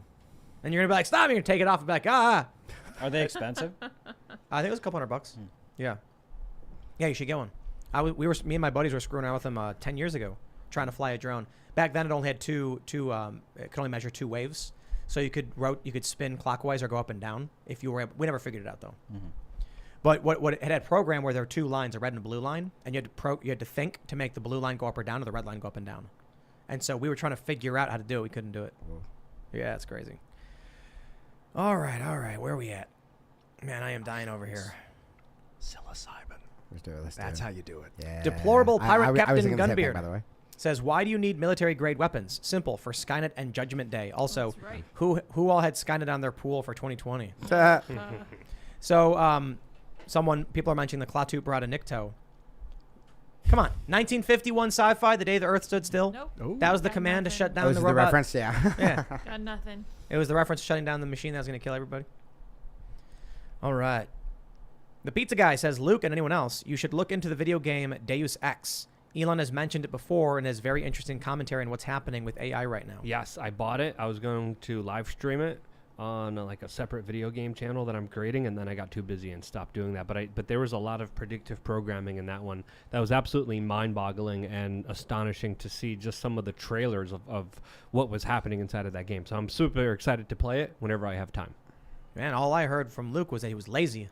Ah, It's called hard work. And, You didn't have time to play a video game? Come on. You're going to need a neural net to do multiple things at once. All right. The Man Overboard Media says on AI, the government has beryllium ion plates that resonate and answer any mathematical equation instantly. A silicon system made of all of the matter in the universe, same capacity as beryllium 30 ion plate. We'll have to look into that one. All right. Oh, man. Gun kata? I don't know. What is that? Raymond G. Stanley Jr. says, Tim, imagine being a black belt in gun kata. What is that? Family Guy did a gym kata joke. Gym and martial arts combined. Oh, probably the Equilibrium, maybe? Was that the martial arts? No, that was it? Was that what it was? I mean, it was like a karate. With Yeah, guns. maybe that's what it was called. Maybe. Was it? I don't know. The name of the group that did it was the Tetragrammaton. That movie is good. I want to rewatch it. I used to love it. Sean Bean dies, of course, because he dies in every movie. Sure does. It's not a spoiler. It's not a spoiler. No, because it's Sean Bean. Bean's in it. Yeah, no. It's like, It's like you're spoiling. No, it's Sean Bean. You know he's in the movie. You know, as soon as you see him, you're like, no, here we go. That's his writer. I think he actually It stated. is Ryder, you That's say? right. Yeah. it's No, I his think writer. he actually said recently he's not going to take roles that do that anymore because it's become so obvious that he's going to die. So great. funny. Yeah. All right. Liberty Hardcore says Liberty is fleeting. This ship is clearly sinking and Biden's asleep at the wheel. Could you please help patch my life raft and give me a channel shout out? I make drum covers for punk and hardcore music with a message. Cool. Thank you for all that you do. Hey, Liberty Hardcore. Appreciate it. That's cool. Man with Two Eyes says, any chance of Elon Musk joining the podcast at some point? I think I'm like 2 degrees of separation away from Elon Musk. I feel like it's a matter of time. Yeah. I don't think you Well, he need to... tweeted a meme of me. I know, that's and then why. I said, Elon, come on the show. I don't even know if you need to put... I think just one day someone's going to hit you He's paying up, attention. And yeah. I would love to talk to him about AI in Yeah. the future and the technocracy and singularity. and Terraforming so many Mars. different things. Yeah, space travel. So many deep down the rabbit hole things that I just don't know. Epstein, my goodness, that Epstein. conversation would go Please don't crazy. turn it on to Epstein, though, because we could go an hour on that. I want to talk about Mars. No, we're going to talk Whatever. about We'll Epstein. have Gotta go multiple Epstein. conversations. John Priest says, I'm a type 1 diabetic. If Elon came to me and said Neuralink can make my pancreas work correctly, I would do it in a heartbeat. Yes. Yeah, it's difficult. Yeah, Wow. it's tough. Bruce Maximus says, Luke, hate to tell you, but the mind upload is going to have to happen sometime. Biological humans will never leave the solar system. Anything that stays in the system will go extinct when soul expands. You can hypothetically pump hydrogen into the sun to keep it from expanding. All right. Good luck, Ian. With an electro laser that's using the energy from Saturn, just shooting a laser into the sun. DJ Madero says, Tim, Deep Space Nine, Episode 16, Season 7, Inter Arma Anum Silent Legis. When Dr. Bashir wakes up in his bed and Sloan is sitting in the chair next to him, the speech he gives is spinal chilling. Cool. I'll check it out. I was watching Next Generation this morning, just like bedridden flat on my back. It was the Picard's Flute episode. That's a good one. Yeah. It was the one where the kid, Worf leads an away team, and then the kid's mom dies.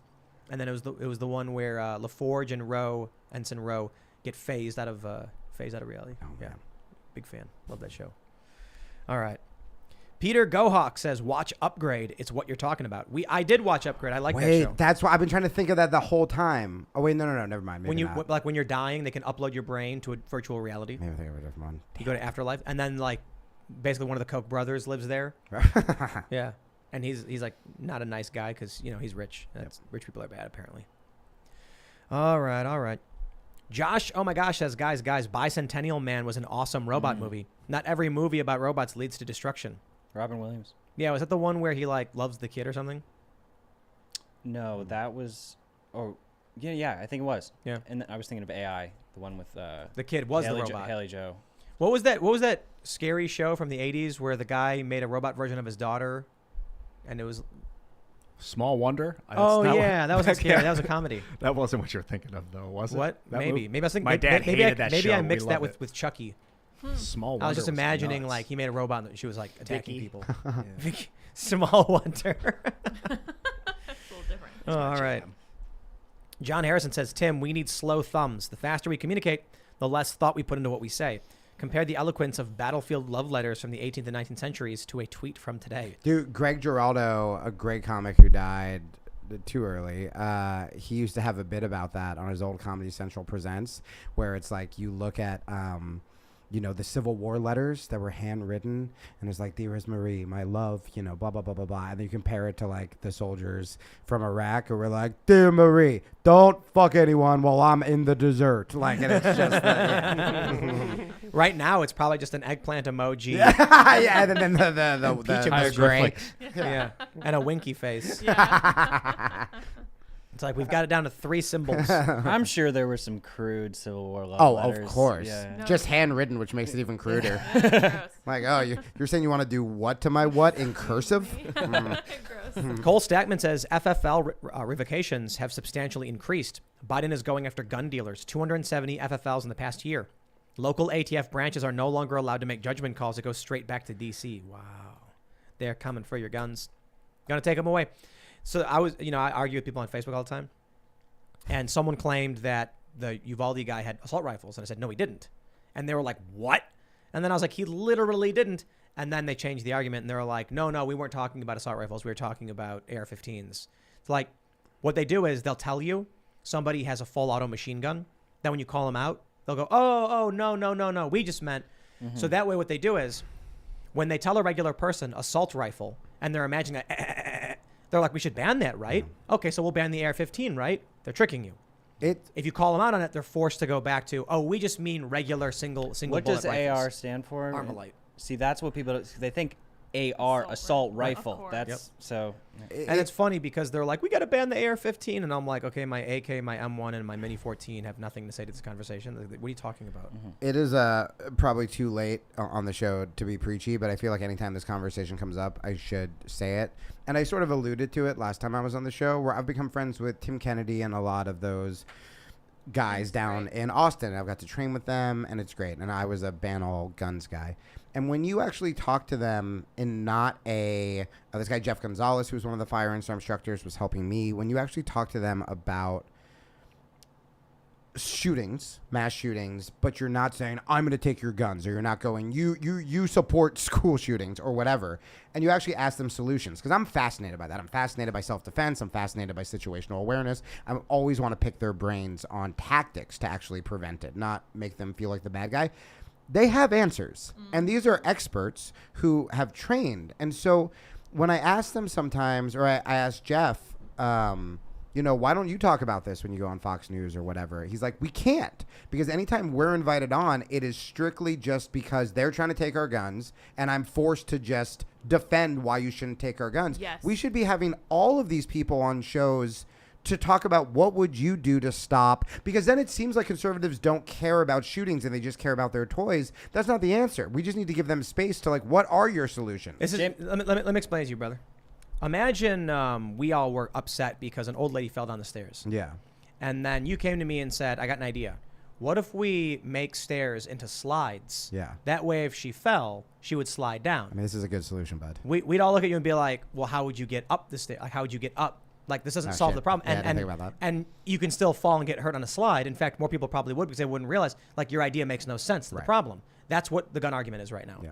Liberals come out and they're like, they offer up things that you're like, we want background checks. And I'm like, the guy passed a background check. Right. What are you at? And we have every FFL, you fill out the NICS form, background checks.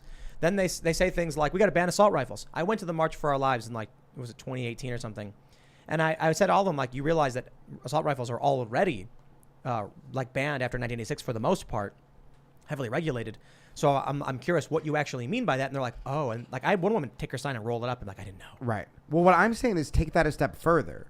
So what you're doing right now is you're saying, hey, these are why your arguments are flawed. What I'm saying is don't even have them on to disprove liberals' talking points. Literally start the conversation with, what do you think we should do? What are ways to keep us safer? Whatever, because they don't get the opportunity to speak on that, from what I've heard. You're talking about conservatives.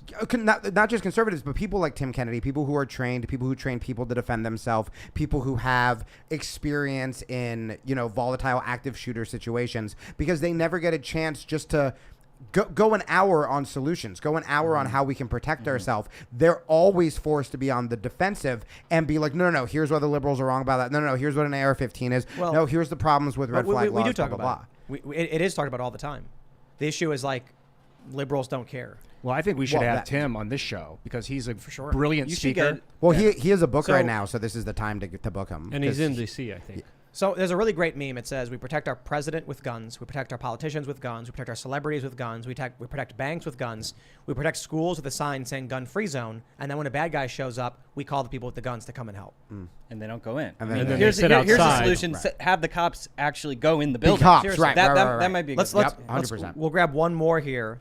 And grab one more. Delacourt says, Tim, a kata is a karate exercise consisting of a series of techniques for visualizing a fight and practicing one's form. Gun kata is a firearm application of that practice.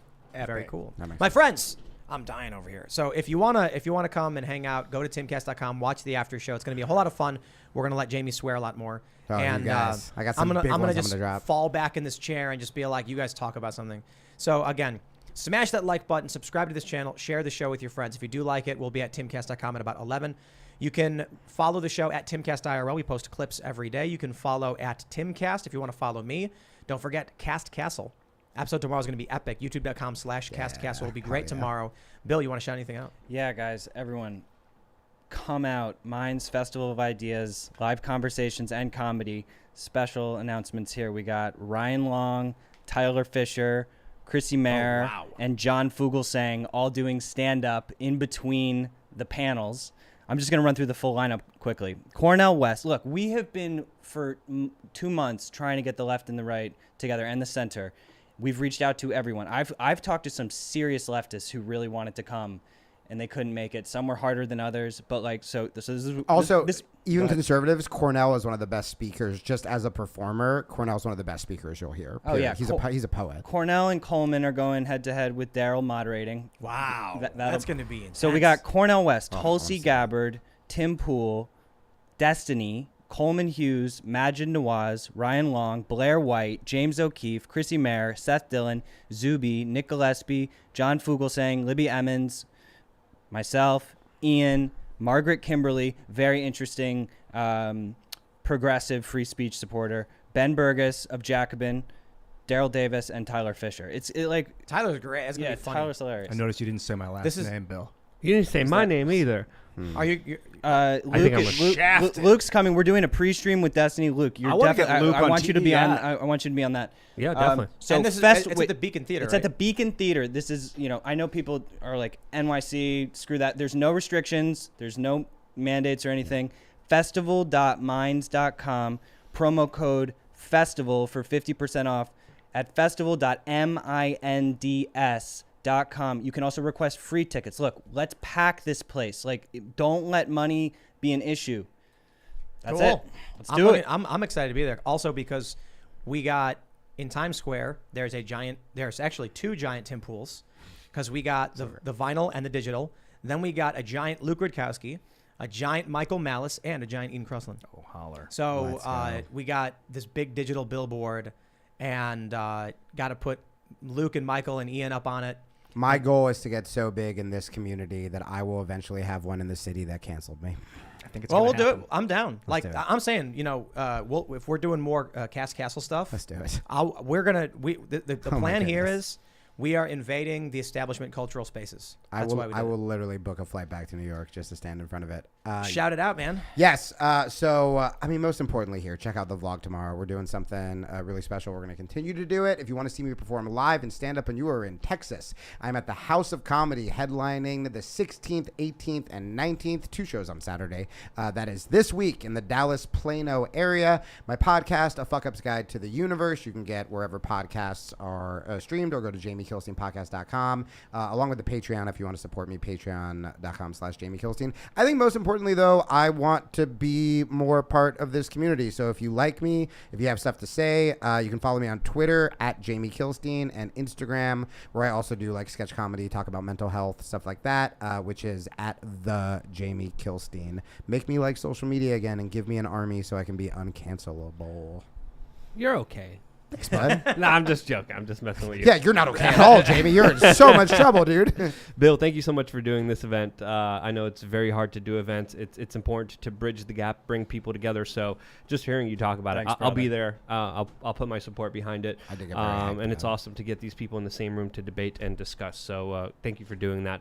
And if you want to support me and be involved with what I'm doing, you can on lukeuncensored.com. I have 3 master classes, exclusive merchandise, a forum, new videos almost every single day going down the rabbit hole, all on lukeuncensored.com. Hope to see you there. Thanks for having me. Remember, this too shall pass. Times can get stressful. It doesn't mean it's not going to be stressful tomorrow.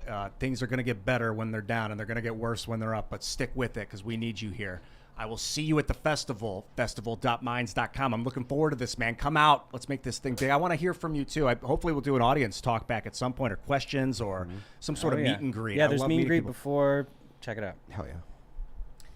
That's such a good quote that Ian just said there. That was something that a wise man gave to a king who asked for something to make him sad when he's happy and happy when he's sad. This too shall pass. Ooh. You guys may follow me on Twitter and minds.com at Sarah Patchlitz, as well as all the rest of my socials, including pictures of my cat at sarahpatchlitz.me. We will see you all over at timcast.com about 11 p.m. Thanks for hanging out.